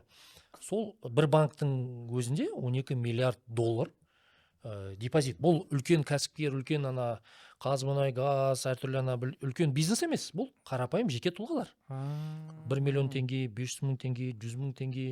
Сол өткені ыңғайлы. Телефон аштыңыз, аудардыңыз, депозит шақырып тұр. 16% төлейм, 17% төлейм деп шақырып тұр ғой. Аудара салады, мысалы. Нәтижесінде, ол мысалы 12 миллиард доллар түсті ма банкіге, ол не істейді? Ол 12 миллиард долларды таратады. Мұрат аға, айтайыншы, ол шеғана пайызына да қарап отқан жоқ. Ақшаны жинайтын кісілер ғой. Олар 17%-на, 15%-на да қарап отқан жоқ. Басым көпшілік халық ананы кошелек сияқты пайдаланып отыр негізі халық. Ондай да адамдар бар, иә. Мен ақшамды сақтау үшін пайдаланамын. Сосын біз комиссия шешу үшін пайдаланады. Иә. 2 апта жату керек. Бірақ бәрібіз, мен енді бұл ащы шындық. Мүмкін біреуге бұл ауыр тиетін шығар. Бірақ осылайша біз өзге адамдардың жаңағындай, яғни сондай банктерге депозитке ақша салу арқылы басқа адамдарға кредит берілуге себепкер болып отырмыз. Демек, депозитке ақша салу, кошелек ретінде де пайдалану ол дұрыс емес. Шариғи тұрғыдан дұрыс емес. Шариғи тұрғыда дұрыс емес. Шариғатта ұстанатын адамдар үшін дұрыс емес деп айтайықшы, әйтпесе. Иә, шариғи тұрғыда дұрыс емес. Енді кім істейді, кім заңнамаларды сақтайды, сауап алады, құтылады. Кім істемейді, біз оларға жауап бермейміз. Ол кісілердің ісі Аллада. Жаман сөз айтпаймыз. Ол кісілердің ісі Аллада деп айтамыз да. Бірақ та жаңағы ұстаз Мұрат аға айтып өткен кезде мынандай екі бір қорытынды жасауға болады да. Біріншісі, ақшамызды егер де біз жаңағындай қазір осы тұрып беріп, қазір біздің Аллаға шүкір сабыр сақтап отырған өзінің иманын бір ақ шүберекке орап отырып жаңағындай харамға бармайыншы деп арам жолмен үй алмайым деп бірақ сөйтіп сабыр сақтап отқан кісілер бар. Арам жолмен көлік алмайын деп сабыр сақтап отқан кісілер бар. Құдай қаласа осы біздің сабырлығымыз, мұсылмандардың баршылығы осындай харамға бармай, халалды талап етіп жатқан мұсылмандардың бар болуы, біздің көрінуіміз, біздің осы қоғамда біз осылай ғана болса осылай ғана аламыз деп әйтеуір сондай айту үндеуіміз, бұл нені көрсетеді? Біз неміз ғой андай, орысша айтады ғой, первопроходцы. Осы мәселедегі ең бірінші жол жүрушіміз, жол салушымыз да. Кезіндегі халал ресторанды ашылса деп армандаған жүрген адамдар ғой. Бұл жерде мынандай ғой, мен айтып кетейін, бұл жерде мен айтқым келген мынау: егер де сен қазір сабырлық қылып сақтап, алдағы уақытта халал депозит, халал жолмен, адал жолмен пәтер беру мәселесі ашылатын болса, осы қазіргі уақытта сабыр сақтап, сол нәрсеге үндеуде өзінің сөзінде тұрып берген адамдар осы жолды өзгелерге ашады. Кейінгілер сіз сияқты 10 жыл, 15 жыл, 20 жыл сабырлық қылмайды. Олар барады да бірден адал жолмен пәтерін ала береді. Бірақ сіз жол салып берген үшін, ұрпақтан ұрпаққа сіз жол салып берген үшін сіз не істейсіз? Сауапқа кенеліп қаласыз. Кеше енді басы солай болады. Кез келген нәрсенің басы өзі оңай болмайды ғой, өзі қиын болады ғой. Сол үшін біздің батырларымыз күресті, біз оның несін көріп жатырмыз? Жемісін көріп жатырмыз. Біз де дәл солай осылай шыдап береміз, тұрып береміз, үндеуімізді айтамыз, осындай адалмен ғана біз аламыз деп. Не істейміз? Біздікі кейінгілердің, Құдай қаласа, жемісін, сауабын осы қазір. Енді не насихаттап жүргеніңіз Мұрат аға түсінікті болды маған. Енді анау ризықса неден, сосын жаңағыдай қызметтерді пайдаланбағаннан кейін мен көп түсінбейсің да, енді түсініп жатырмын. Енді бұрын пайдаландық қой, кейіннен депозитті пайдаланбау дұрыс емес екенін түсінгеннен кейін естедік. Енді жаңағы 12 миллиард теңгені негізі салып отқан адамда егер жаңағы бекітпесе, үстеме алатын үстіндегі 15%-ін бекітпесе, тым жақсы адал дүние қалыптасып тұр екен ғой. Өйткені бәрібір исламдық банк нарықтағы ситуация қарайды. Мысалы үшін біз исламдық бір банк ашып нарыққа кірген кезде қазіргі депозиттағы жалпы қанша төлейді деп мысалы біздер зерттеп қарау керекпіз ғой. Қазіргі Қазақстанның ахуалы, енді инфляция жоғары болып тұр, депозиттердегі ставка сол үшін жоғары болып тұр. Мысалы үшін демек нарықтағы бүкіл банктар енді кем дегенде бір қазір 20%-ға дейін төлеп отыр ғой. Мысалы үшін 15-тен бастады, қазір орташа есеппен бір 18-ге жеткен шығар қазір депозиттік ставка. Демек мен исламдық банк ашып, мысалы мынандай шықсам, менің депозиттарым халал, үстіндегі өсімі жоқ, ешқандай табыс бекітілмейді, мен ары кетсе бір 3% үстінен табыс төлеймін десем, маған ешкім келмейді. Дұрыс қой, мұсылмандар енді ойланады, халал болса да әйтеуір тек сен 3% табыс алып келесің, халал емес депозитта мысалы 18 бекітілген төлейді. Сол үшін де мен бәсекеге шыдау үшін, менің қабілетім жету үшін, менің бизнес моделім осындай деңгейде табыс төлей алатындай болу керек. Сондықтан да мен нарыққа шыққан кезде бәрібір нарықтағы жағдайды ескере отырып, мысалы үшін халал депозиттің табыс мөлшері де сол 20-18-20 аралығында болатындай болып жасауым керек.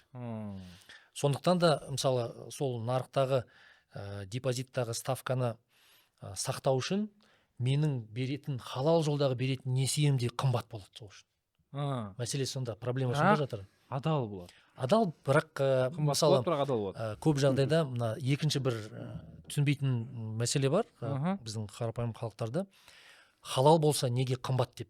Халал болса неге тегін болмайды деген сияқты ғой. Тегін болмайды деген бір мәселе. Ислам значит тегін болу керек. Адамдар сондай психология бар. Мысалы сіз халал ресторанға барған кезде тамағы неге тегін деп айтпайсыз ғой. Тамақты неге жейсіз. ақылы деп айтпайсыз. Мысалы. Молдалар, имамдар жаназа шығаруға неге барса неге ақша алады деген сияқты болып тұр ғой, әңгіме. Сол сіз халал дүкенге барсаңыз, енді 0 теңгеге бесплатно тамақ бермейді ғой, азық-түлік бермейді. Мысалы сіз бәрібір төлейсіз. Ол адам бір халал жолмен кәсіп жасаймын деген ниетпен ашып отыр, мысалы ресторан болсын, кафе болсын.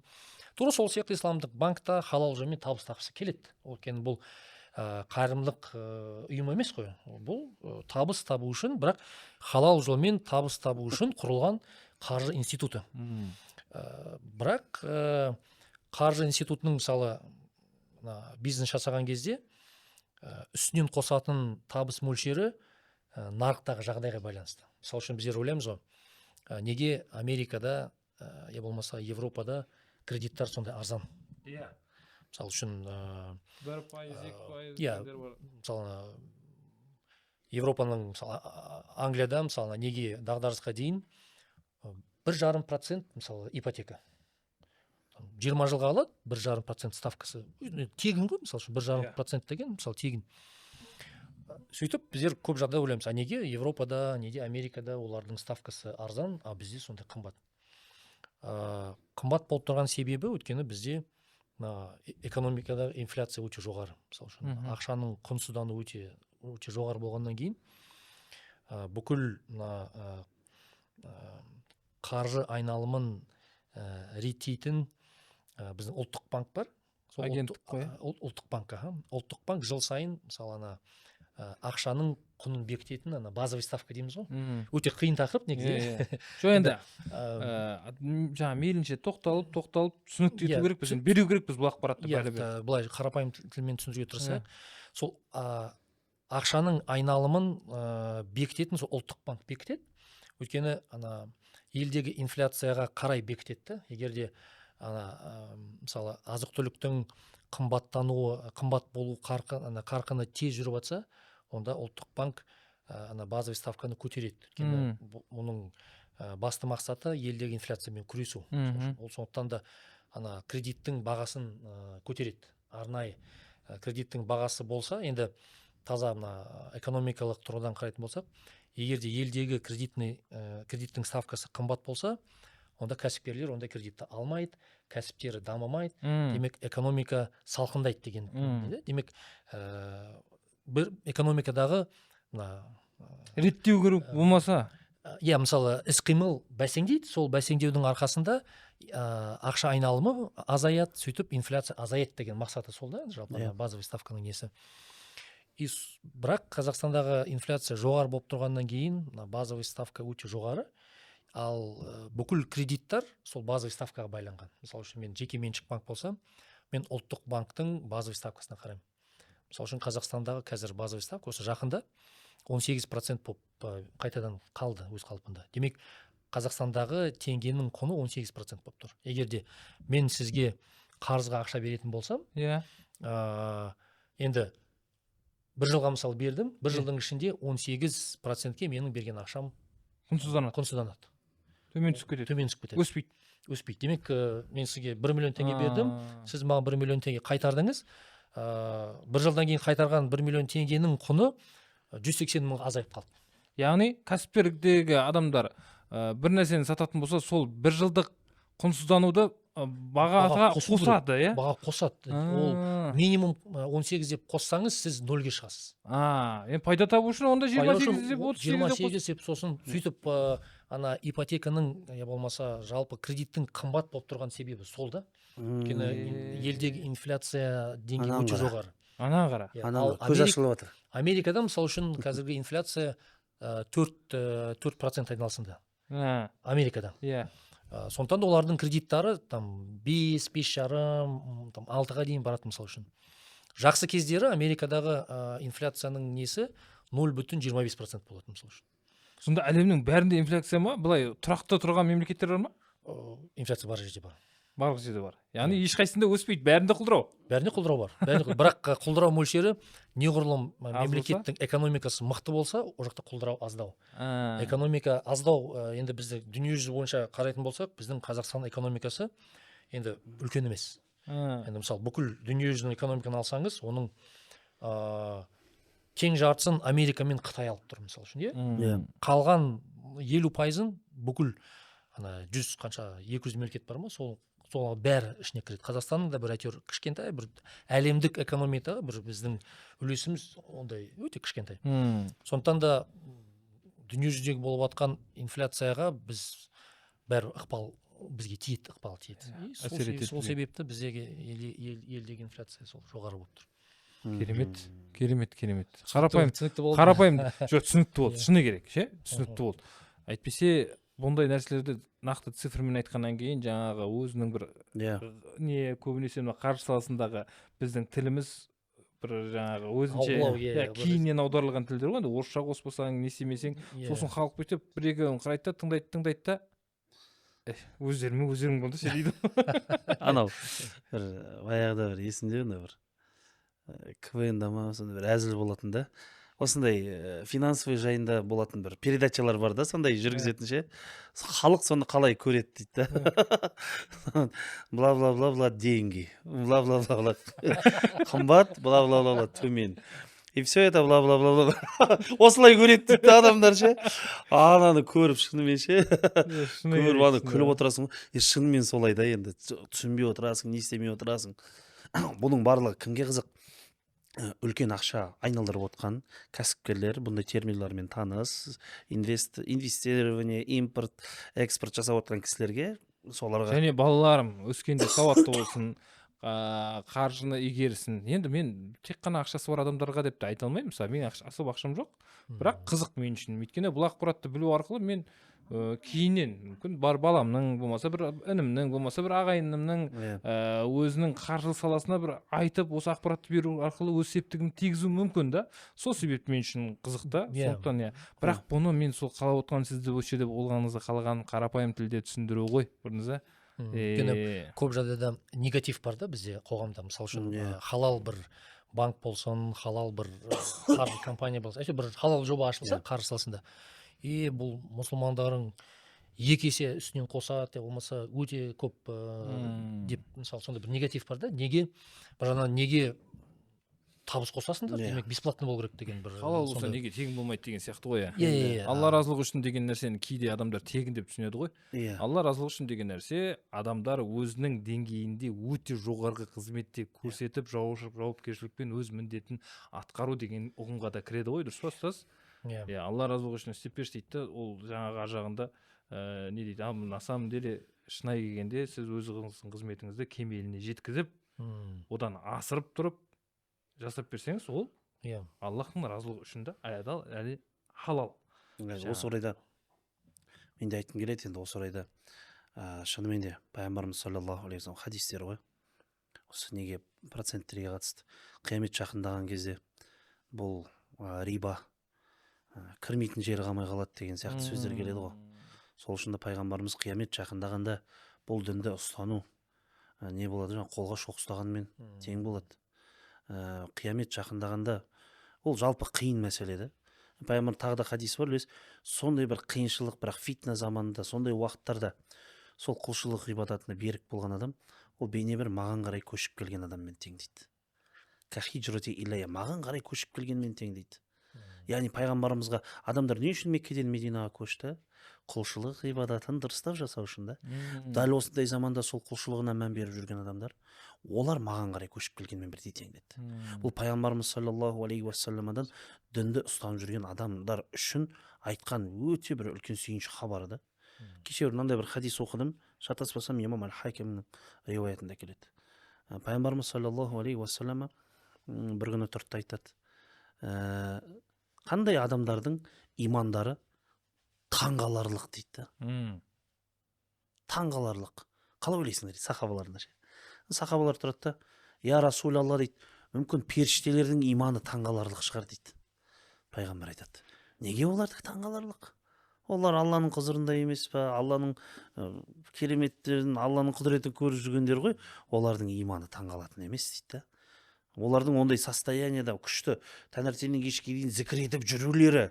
мысалға да жаңағы ол таңғаларлық нәрсе емес өйткені олар алланың құдіретін көріп тұр ғой дейді да я расулалла онда пайғамбарлардың иманы мықты шығар дейді да ой олардікі не оларда алла тағаланың құдіретін көріп мұғжизаларын жасап періштелерді көріп олар уахи әкеп жүргеннен кейін олардың да иманы таңғаларлық емес дейді ол солай болу керек пайғамбар солай болу керек сондай состояниеда сол сахабалар тұрады да айтады ғой я расулалла дейді онда біз ше дейді да біздің иманымыз шығар онда дейді ғой сол кезде пайғамбар саллаллаху алейхи вассалам сендер мені көріп тұрсыңдар ғой дейді да сол кезде онда кімдікі десе міне осы жерде айтылады ғой осының барлығын көрмей оның ішінде мені де көрмей дейді да мені де көрген жоқ олар дейді бірақ амалдарына берік болып көргендей амал жасап жүргендер міне солардың иманы таңғаларлық сол үшін кейбір кезде мынандай болады да, Мұрат аға,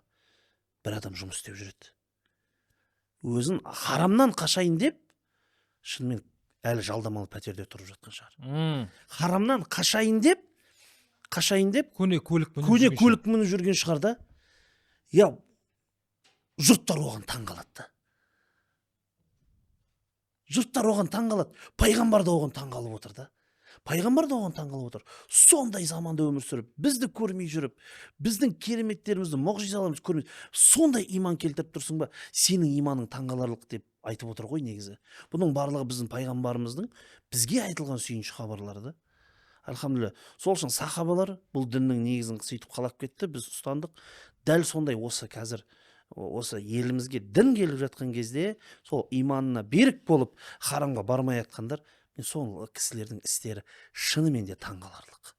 Мен сөйтіп айтар едім да. Бұл енді мен не үшін айтып жатырмын? Көрген адамдар шабыт алсын, тура жолдан таймасын деп. Керемет. Әңгімеге осындай өзіңіздің тұздық қосып отыратыныңызға қуанамын ғой. Жаңағы неге тоқталайықшы, сіздің айтуға бола ма, оны болмай ма, ажыр деген өлеңіңізге? Енді Құдай қаласа қазір бір халал жоба дайындап жатырмыз, біздің бауырларымызбен бірге. Ниетіміз сол халал бөліп төлеуді жасауға. Өткен нарықта сұраныс бар, нарықта адал варианты жоқ. Соның Құдай қаласа енді бір кішігірім сондай бір адал вариантын ашамыз ба деген ойымыз бар. Қазір сол дайындық үстіндеміз, құжаттарымызды осы бір жарты жылдай болып қалды, сол дайындық үстінде құжаттарымызды тапсырдық, кәдімгі заңды түрде бекітілген лицензиясы бар, шариғаттық кеңесі бар дегенде бүкіл. Бұл не ол өзі? Бұл кәдімгі жаңағы қаржы несі ба, әлде банк па, әлде? Бұл банк емес, бұл қаржы компаниясы. Банк жасау үшін үлкен капитал керек, шыны керек. Бізде сол қаржы, өзіміздің бар капиталымызды салып. Қаржы компаниясы қаншалықты бұл дүниеге ықпал ете алады? Енді қызметтерге. Мысалы үшін рассрочка дейміз ғой. Рассрочка жақында осы қарағам. Енді тыңдармандарымызға қызық болатын шығар. Жалпы Қазақстандағы рассрочканың несі, нарығы қандай деген, көлемі қандай. Соңғы 22 жылды алатын болсақ, 22, 23, 24, 4 жыл ғой. 4 жылдың ішінде 10 триллион теңгеге рассрочка, кредит, тұтынушы несие дейміз ғой, тұтынушы несие 10 триллион теңгеге өскен. Қазіргі соңғы статистика бойынша 16 триллион 600 миллиард теңгеге біздің қазақстандық азаматтар, халық тұтынушы несие алған. Яғни жаңағы 0024 деген жеңілдіктерді одан бөлек жаңа 3 айға бөліп төлейтін жеңілдіктерді. Сол да кіреді. Тұтынушы мақсат дегеніміз оның ішіне көліктер кіреді. Көліктермен қоса басқа майда шикізаттардың бәрі кіреді. Компьютер болсын, телефон болсын, телевизор, холодильник, дөңгелектер, қысқы дөңгелектер. Сол оның бәрі. Мына кезде енді бірдеңке айтып өтейін. Мен жаңа бір басыма бір ой келді да, соны айтам дедім да, ұмытып кетіппін да. Бұл жерде мынандай нәрселер бар да, енді менікі рухани жағынан талдауда. Мысалға, бұл мұсылмандарға бір көрсетіліп жатқан қысым. Дұрыс қой, енді бір каким-то образом жаңа бізге бір как будто бір возможностімізді шектеп жатқан сияқты да.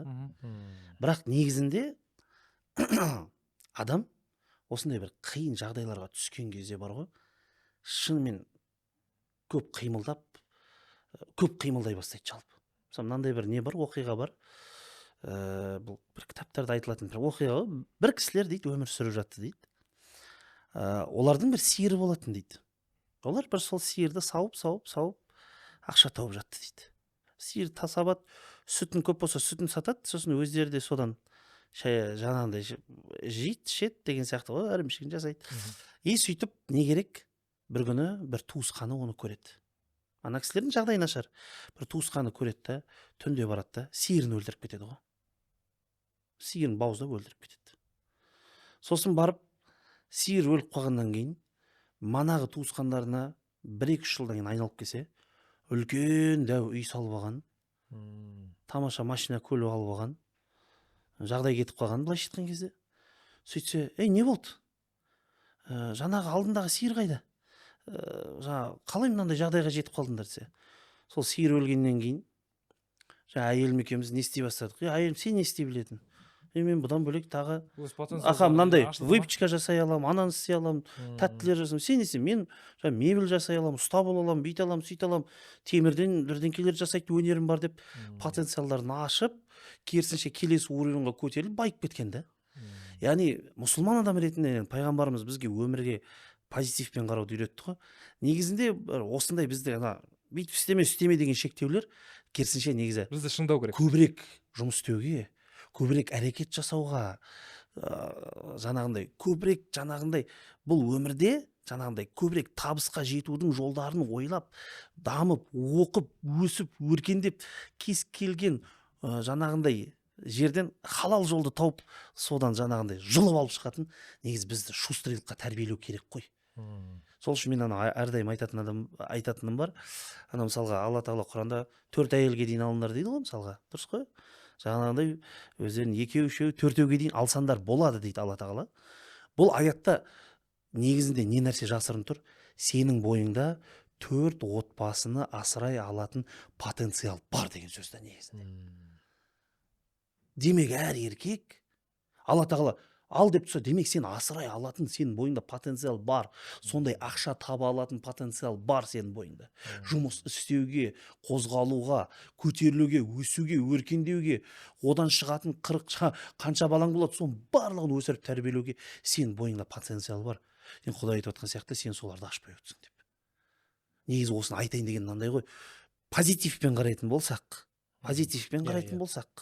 жұмыс істеймін. Мысалы, мен бір Алматыда бір кісімен танысқанмын бір рет, кетіп бара жатыр, жақсы машина теуіп қалды. Баяғыда жолда аулайтын едік, қазір бүкіл не болып кетті ғой, енді такси шақыратын болып кетті ғой. Баяғыда біз Алматыда оқып жүрген кезде бүйтіп тоқтататынбыз. Сосын барып бір машина тоқтатты, жақсы машина тоқтатты. Ағамызбен сөйлесіп жатырмын, ағам-ау деп жатырмын да. Қалай мына Алматыға көшіп келгенбіз, дымымыз болған жоқ деп әңгіме бастап кетті да. Сосын айтты, бір кезде әйелім де мен де екеуміз де неге келдік? Біз Алматыға келдік. Біз жұмыс істеуіміз керек. Егерде тек қана мен жұмыс істейтін ғана болсам, бір орында жұмыс, онда біз ешқандай табысқа жетпейміз, үй алмаймыз. Жұбайым, сен де жұмыс істе, мен де жұмыс істейін, екі жақтан көрейік деп, екеуі екі жақтап жұмыс істеп, ниетін туралап істеген кезде, Аллаға шүкір дейді, жақсы үйіміз, машинамыз, көлігіміз бір какой-то бір уровеньға шығып алдық дейді да. Сол сияқты осылай ер мен әйел бір-бірлеріне көмектессе, балаларын соған баулыса, еңбекке баулыса, ол да көмектессе, жан-жақты бір-бірлеріміз тартып не істесек, мен айтамын, сен ниетіңе қарай Алла Тағала жақсы бір адамдарды, ұсыныстарды кейде жібереді, соны жіберіп қалмай, тек қана амал әрекет пайдаланамыз, Құдай қаласа. 10 триллион теңге. Ұстаз, жалғастыра беріңіз. Соңғы күнде 10 триллион теңгенің не істегенше, ол нәрсені алғанша ұстаздың айтпағы. Егер ол нәрсені алмасаң, ол нәрсені жеңілдік сияқты көріп тұрсың ғой. Яғни ол нәрсені жеңілдік ретінде шариғи мағынасын білсең, басқа потенциалдарың ашылады деп тұрсыз ғой, иә? Жаңа потребительскийден шығып тұр ғой бұл әңгіме, да? Иә, жалпы не ғой, позитив. Мен позитив сыйлап отқаным ғой. Қиындық болмаса адам әрі қарай қимылдамайды деген. Иә, дәл солай. Бізде шын керек, мына бір кездері Қытайдан көп қазақ бауырларымыз көшіп келді ғой. Сол бауырларымыздың мен естіген әңгімелер бойынша көбісі жалпы былай саудаға, тірлікке өте бейім болады. Сөйтіп, мысалы, жергілікті біздің халықпен салыстырған кезде олардың бір психологиясы өзгешелеу олар. Демек, еңбек жасауға ерінбеуі, жалпы тіршілік жасауға сондай бір олардың орысша білмеуі де өздері үшін қаншалықты қиын болмаса да, бірақ сол жаңа енді өз отандарына келіп әйтеуір кәсіп жасау арқылы бір қалыпқа, бір деңгейге өсіп жатқан ол да бір көрсеткіш та. Демек, жағдай бар, бірақ сол жағдай дұрыс пайдалану керек қой, мысалы үшін. Бұл мәселеде енді қаржылай сауатсыздық бар ғой, сол енді шыны керек біздер енді халық ретінде әлі сол кредитке тоймағанбыз ғой. Өйткені бұрын соңғы мысалы айфондар болсын, не болсын, енді бұндай енді болмаған ғой. Сөйтіп енді қазір бір белгілі бір деңгейге дейін жетіп, тойып, бәрінің енді бұның қаншалықты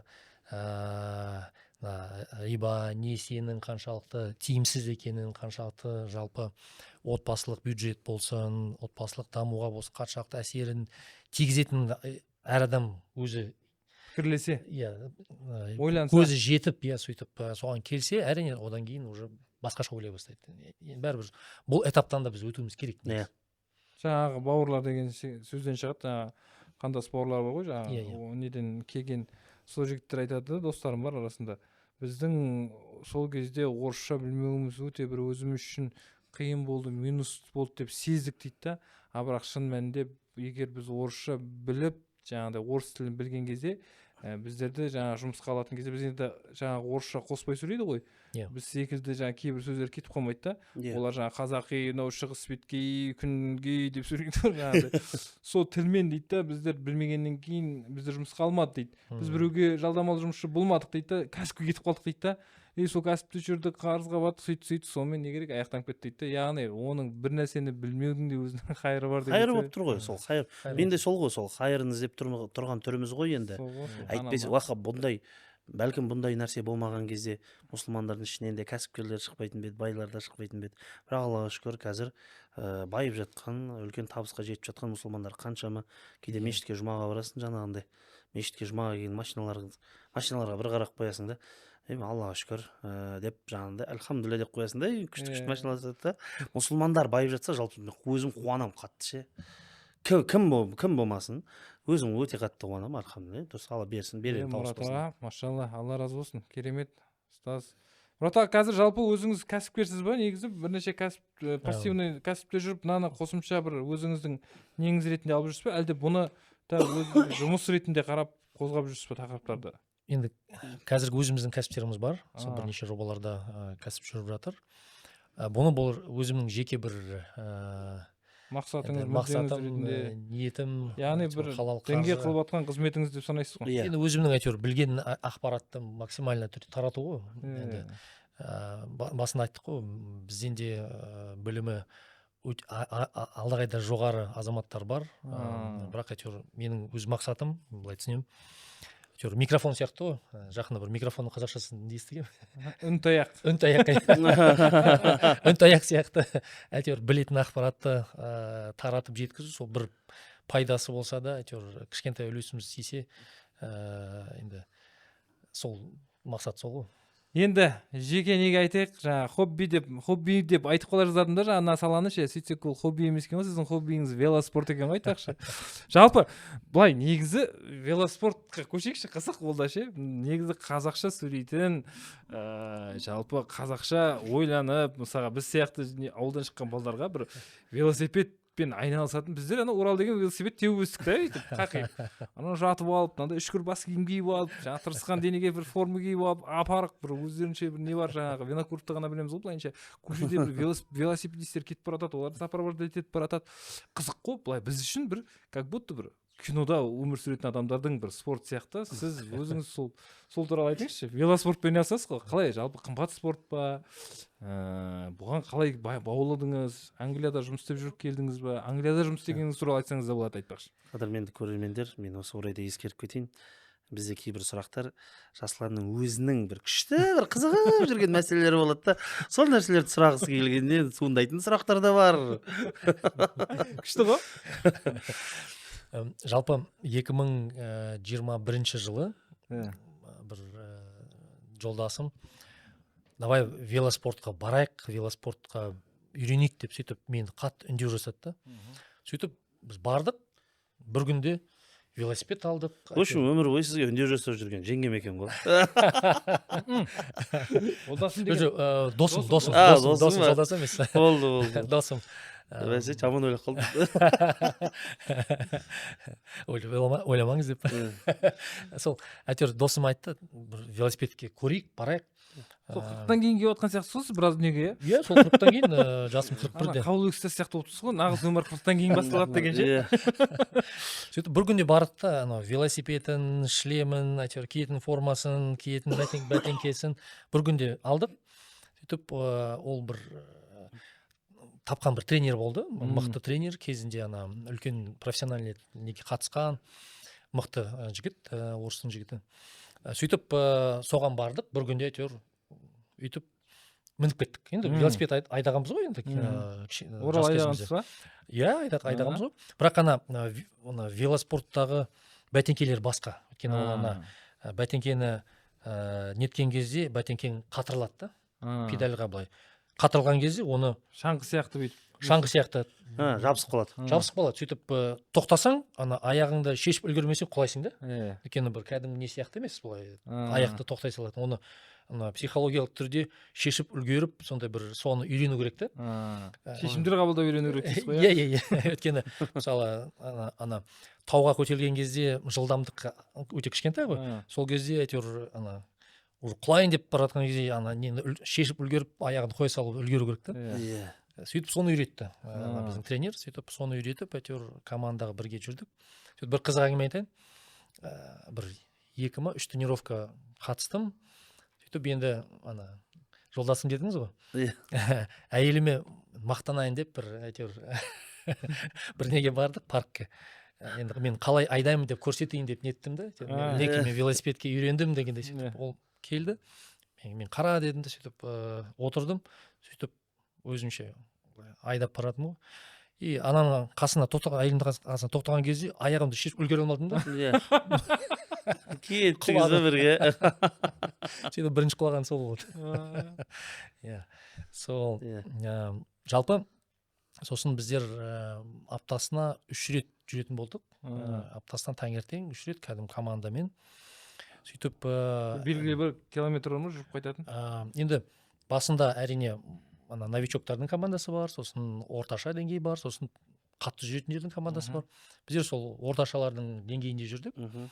Бірақ ең бастысы тренировканы жібермей, мысалы бір жақсысы, мысалы таң намаздан кейін тренировка сағат 5-терде басталады. Мысалы жаз кездері намазын оқып алдың, киіндің, кеттің мысалы тренировкаға. Сөйтіп олар таңертең жүреді. Машина жоқ кезде, өйткені сол 5-тен бір 6:30-ға дейін дегенде. Маңыздысы тренировканы жібермеу керек. Егер де бір апта жіберсең, кәдімгідей деңгейің түсіп қалады екен. Бір аптаның өзі әсер етеді. Мысалы, бір апта, 2 апта, бір ай жіберсең, онда болды. Мысалы, деңгейің резко төмен кетіп қалады. Сөйтіп командадағы басқа адамдар тез жүріп кетеді, сен артта тілің салақтап жүре алмай қаласың. Қаншалықты қымбат? Мысал үшін бұл енді арзан спорт деп айта алмаймын. Өйткені велосипедтің салмағына байланысты да. Мысал үшін егерде арзандау велосипед болса, ол ауыр болады. Ауыр болса, демек өзіңе көтерілген кезде өзіңе қиын. Ал неғұрлым қымбат велосипедтердің металы бір карбоновый дейді ғой, карбондан жасалған, өте бір қолмен ғана көтере алатын дегендей бір мүлдем жеңіл велосипедтерді. Сосын скоростьтарды переключатель не бар ғой, мысалы, әртүрлі қораптар. Оларда да автомат деген бар, механика деген бар. Механика дегеніміз кәдімгі бармақпен басасың, мысалы, кей жатқан кезде ол кейбір кезде қосылмай қалады. Оны басасың, қосылмайды, әйтеуір қиналасың да. Ал автоматтар бармақпен бір тік жіберсең, ол автомат тің деп өзі қосыла береді да. Бірақ автоматтар қымбаттау дегенде. Сөйтіп сіздің велосипедіңіз машинаңыздан қымбат сияқты? Менікі сол арзан варианты. Оның қымбат варианттары, мысалы үшін 8 миллионға дейін барады, мысалы үшін. Қымбат варианттары. Велосипедтің өзі, мысалы, карбоннан жасалған, дөңгелектері жеңіл карбоннан дегенде. Оны әрине профессионалдық деңгейде жасайтын спортшылар үшін өте маңызды. Өйткені олар 100 граммға дейін қарайды да, салмақ. Өйткені олар уақытқа жарысады ғой. Уақытқа жарысқаннан кейін әрбір велосипедтегі педалінің салмағы қанша, дөңгелегінің салмағы қанша, рулінің салмағы қанша, орындықтың салмағы қанша, сол граммдарына дейін санайды да. Сол үшін олардың кәсіби деңгейде жүретіндер велосипедтер әрине бір 8-9 миллион. Сіз жарысқа қатысып тұрасыз ба? Жоқ, біздікі тек тренировка. Өзіміздің не ғой? Команда болып, любительский, да? Өзіміз үшін. Сөйтіп біздер команда қатысып жүрдік, сосын бір күні мынандай бір командада бір не болды, объявление. Осындай бір Турцияда бір не болады екен? Велотур. Сөйтіп бір ресейлік біреулер әйтеуір сондай тур ұйымдастырып жатыр. Маған қызық болды. Сөйтіп соған жазылдым, бардым. Барсам 17 адам, мен жалғыз Қазақстанда, мен жалғыз болдым, қалған бәрі ресейліктер, кәдімгі Ресейден келген. Сөйтіп араларында жүрдік, әйтеуір ана велотурына қатыстық, көрдік, ана жолдарымен жүрдік, сөйтіп өте қатты ұнады. Қайтып келгеннен кейін тренерді уағыздай бастадым ғой. Давай осындай тур жасайық, велотур жасайық, мен бәрін ұйымдастырып берем, жолдарын көрдім. Сөйтіп әйтеуір тренерді көндіріп, сөйтіп сондай велотур жасай бастадық өздеріміз. Маршрутты сызып, қай қалай бір әдемі, Турцияның біздер көп жағдайда all inclusivеға барады ғой қазақтар. Бір жерде жатады, тамақ ішеді, шомылады, пассивный отдых. Енді Турцияда бұл Турцияның басқаша Турция деген концепциямен кішкентай ауылдарға барып, кіріп, шайларын ішіп, нелерін, тамақтарын жеп, тоқтап, суретке түсіп, дегенде теңізге шомылып, сондай ниетпен сөйтіп велотур жасадық. Сөйтіп бірнеше сол велотур тренермен жасадық, бірақ енді командада әртүрлі спортмен, енді қатысушылар әртүрлі болды. Енді мұсылмандар емес те болды, басқа дегендей. Сөйтіп біздер кейінірек өзіміздің бір халал вариантын жасайық. Өйткені бәрібір халалға алып келдіңіз ба? Қалай болсын халалға алып келу? Халал деген темамен ауырады екенсіз ғой да? Машалла. Алла разы болсын. Әдемі ғой. Сөйтіп өзіміздің жамағаттағы жігіттерді жинап, таза жігіттермен осындай команда құрдық. Аптасына кем дегенде бір рет шығамыз деп келістік. Таза жігіттер дегенде имеется в виду жүрегі таза емес, или просто тек қана жігіттер деп айтқыңыз келді ма? Жоқ, келіншектер жоқ, команда. Ер адамдар. Ер адамдар, барлығы намазхан жігіттер. Сөйтіп сондай турларды ұйымдастыратын болдық. Әдемі. Барамыз, әйтеуір вело бар, теңізге шомыламыз. Сіздің велосипедіңіз қанша тұрады? Менікі 1,5 миллионға алдым. Бізге әлі шама жұмыс істеу керек екен, сіздің қатарыңызға қосу үшін. Мүмкін жаңа менеджеріңіз болып отырсам алып беретін шығарсыз. Бірақ ол ең мықты велосипед емес, ол бастапқы деңгейдегі велосипедтердің бірі ғой. Қызық қой былайынша сыртынан қарай. 1,5 миллионға велосипед сатып алып и осознавать, что он не лучше.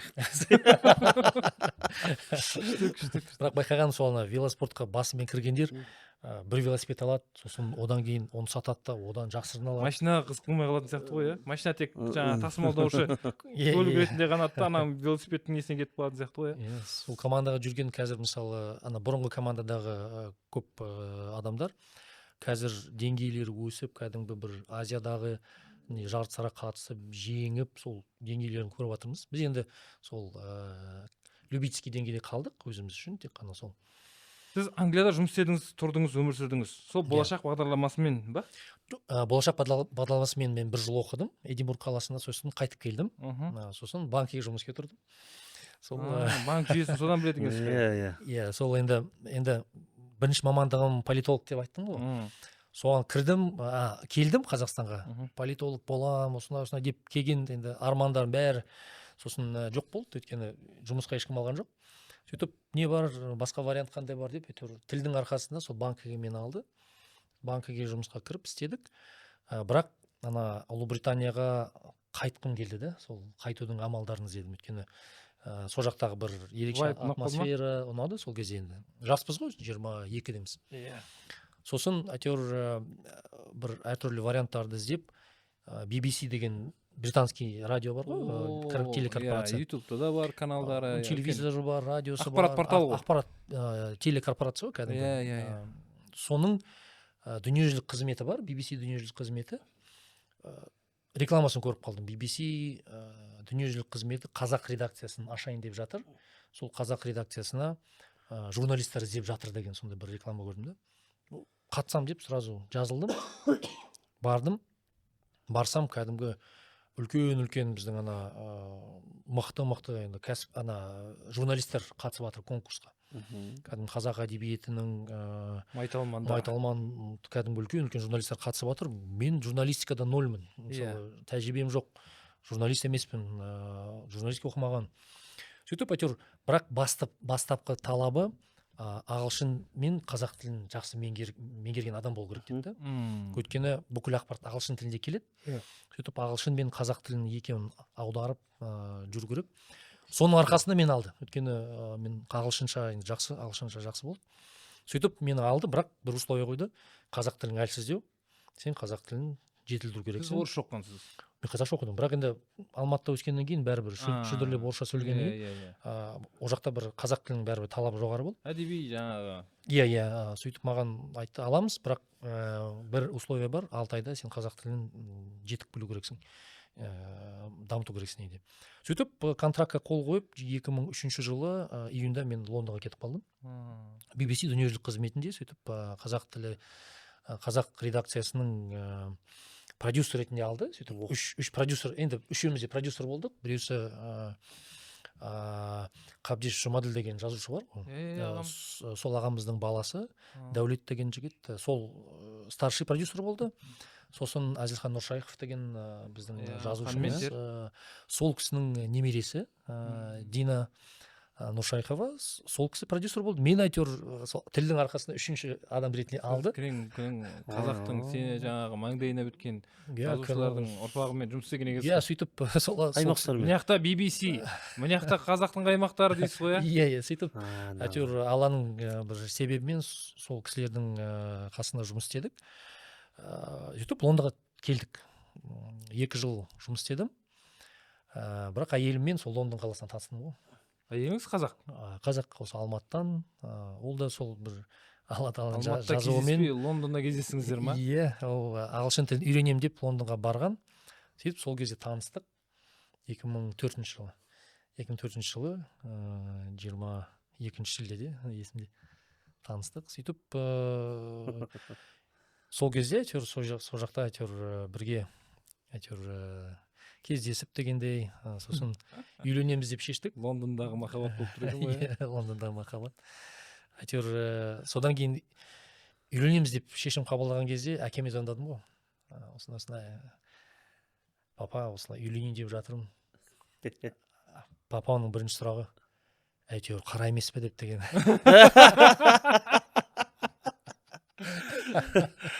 Бір сұрағы бар. Қазақ деп айтып үлгерген жоқсыз ба уже? Уайымдамаңыз, мұсылман, қазақ қыз, Алматыдан бәрі дұрыс деп уайымдамаңыз деп. Сөйтіп үйленеміз деп шешім қабылдағаннан кейін мен BBC-дан жұмыстан кеттім. Заявление жазып 2005 жылы. Жалпы ұнады, BBC-де жұмыс істеген сізге ұнады ма?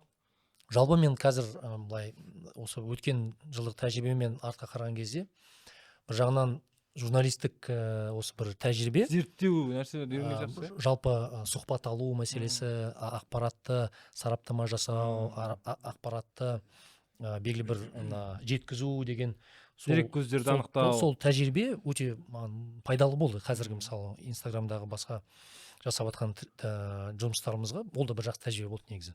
Сондықтан да. Иә, андай бір не бар ғой. Кейбір адамдар бір жерде жұмыс істеп жатады. Мысалға да ол жерде жұмыстың бір көп айлық алмауы мүмкін, мысалға да бір деңгейде айлық.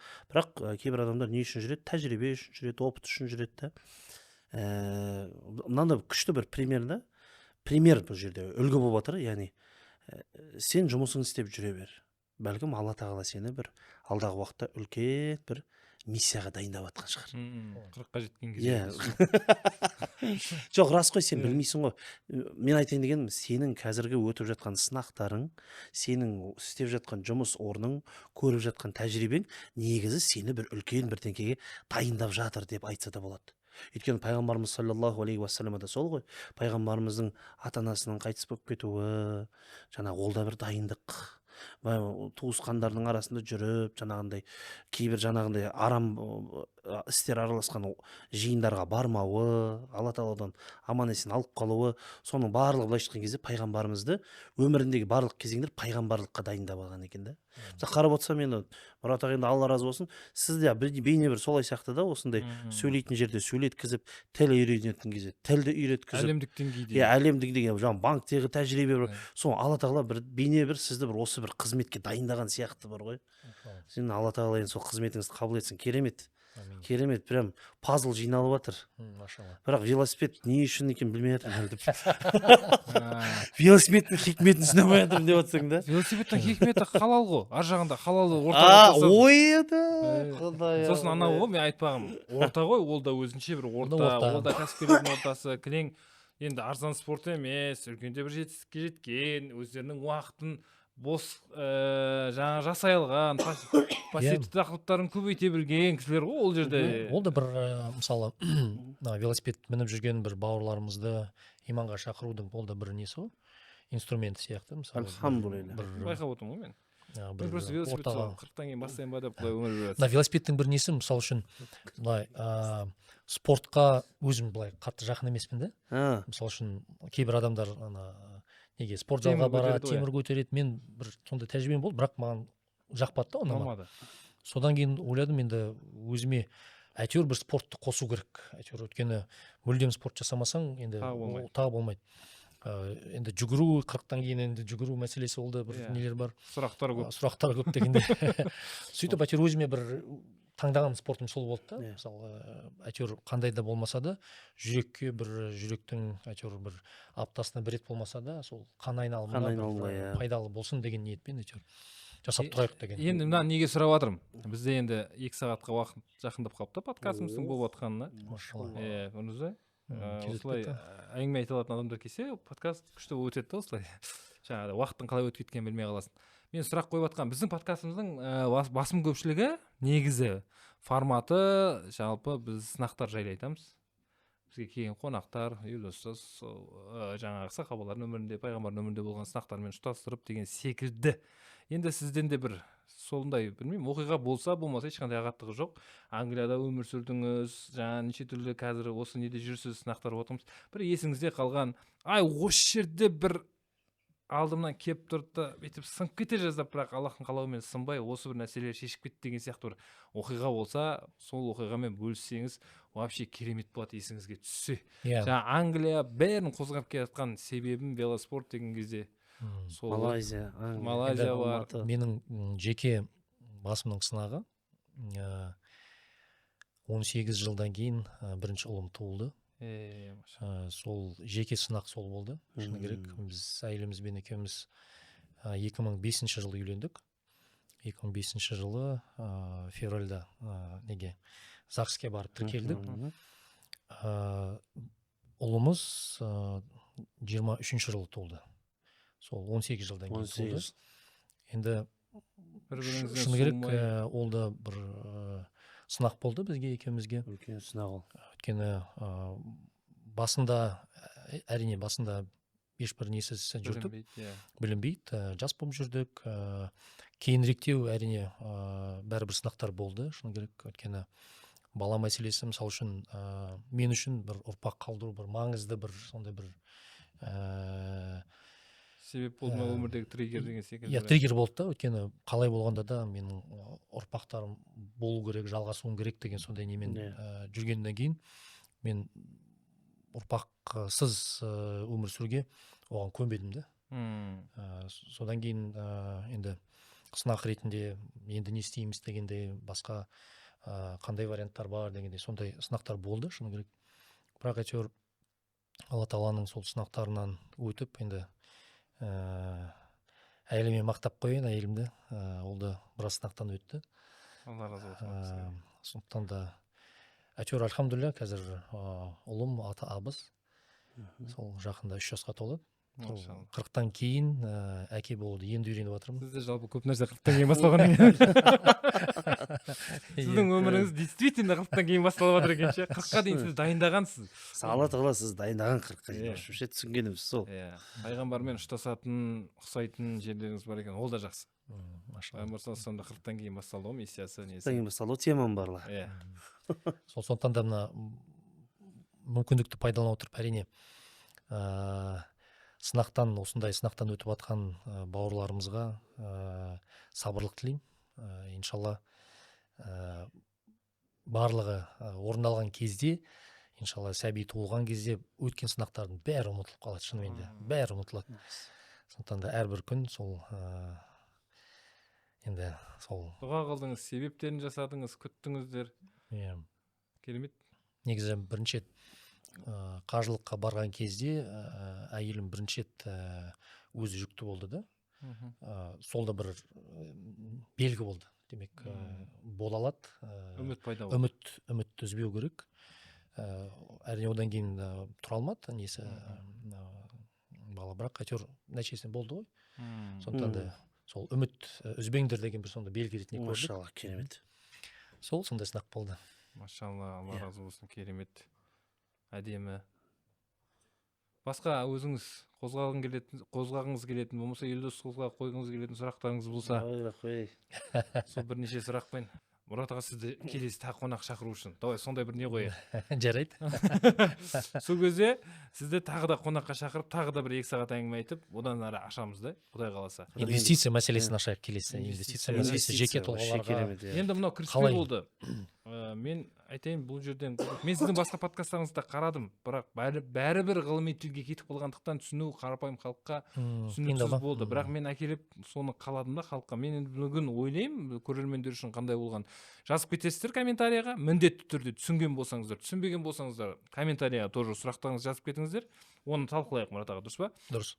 Қарапайым тілде халыққа жеткізу керек болды да. Мысалы, мына сұрақты, соңғы осы сұрақ болсын. Осы сұрақпен тамамдайық. Кеше ауылға бардым. Айттым ғой жаңа өзіне. Көп қызық болады да ауылға барған кезде ше. Класстастарым бар мен жаңа. Сол сұрақ ауылда енді тұрмыс тіршілікпен енді немен қалып қойған ғой. Сонымен енді айтып атасың, осындай әңгіме шығып атады. Енді бір насихат жасап атасыз. Сол кезде бір жаңағы мемлекетте жұмыс істейтін кісілер жайлы болып қалды. Бір охранада бір жерде сен олардың бір левый движение дейді, яғни өздерінің айлық жалақысынан бөлек мысалға там бір жерде бір нәрсені жаңағы күзетші жұмыс жасаса, бензин сатып жіберу деген сияқты бір нәрсесін жаңағы жеп қою, яғни бір нәрсені істеуді дұрыс деп санайды да. Неге десе, олар түсінбейді мемлекетті, жаңағы алдында Индияны мысалға келтірдім деген сияқты, мемлекеттегі қаражат, мемлекеттен сен бір нәрсе ондай нәрсені істеуің, яғни заңсыз біріншіден, ол дұрыс емес. Екіншіден, ол өзіміздің ақшамызды өзіміз біз құртып жатырық деген нәрсені қалай түсіндірсек болады деймін да. Соны да айтып кетсеңізші, банк жүйесіндегі мемлекеттегі қаржы жалпы қалай халықтың ақшасымен елдегі болып жатқан кәсіппен толмай ма қазына да? Иә, өйткені негізі енді ұстазымыз айтып жатар, жалпы Құранда аят бар ғой, халық, қателеспесем, общество дейді ғой, өзгермегенше Алла Тағала олардың жағдайын өзгертпейді деген. Сол сияқты біздің қоғамымыз өзгерсін деген біздер неге өзгермейді, неге осындай деп айтамыз көп жағдайда. Бірақ өзгеру үшін біздер өздеріміз өзгеру керекпіз ғой. Мысалы, өздеріміз адал емес атты екі жігін ажырата біліп, өздеріміз өзгертпесек, біздің қоғам өзгермейді. Шын керек, өйткені қай жақта тұрғанымыз әрбір меніңше бәрібір мұсылмандарға тікелей байланысты. Егер біз өзіміздің енді мемлекет тарапынан бізге деген қарым-қатынасы дұрыс болсын десе, біз өзіміздің де мемлекетке қарай қарым-қатынасы дұрыс болу керек. Иә, дұрыс айтасыз. Бәрібір өткені бюджеттік ақша салықтан толады мысалы үшін, оны соны білмей тұр да, түсінбей тұр ше. Ол мысалға мынандай нәрсені істемесем болды. Мына телефонды алып, мысалға сізден ше, алып кетсем ұрлық болады. Бұны ұрлық екен деп түсінеді да, ананы ұрлық екен деп түсінбей тұр ғой. Ол мемлекет итакта анау кейбір кісілердің жаңағы ұсталып қалып отқан шенеуніктердің нелерін көріп отқаннан кейін шенеуніктер өздері жеп жатыр ғой.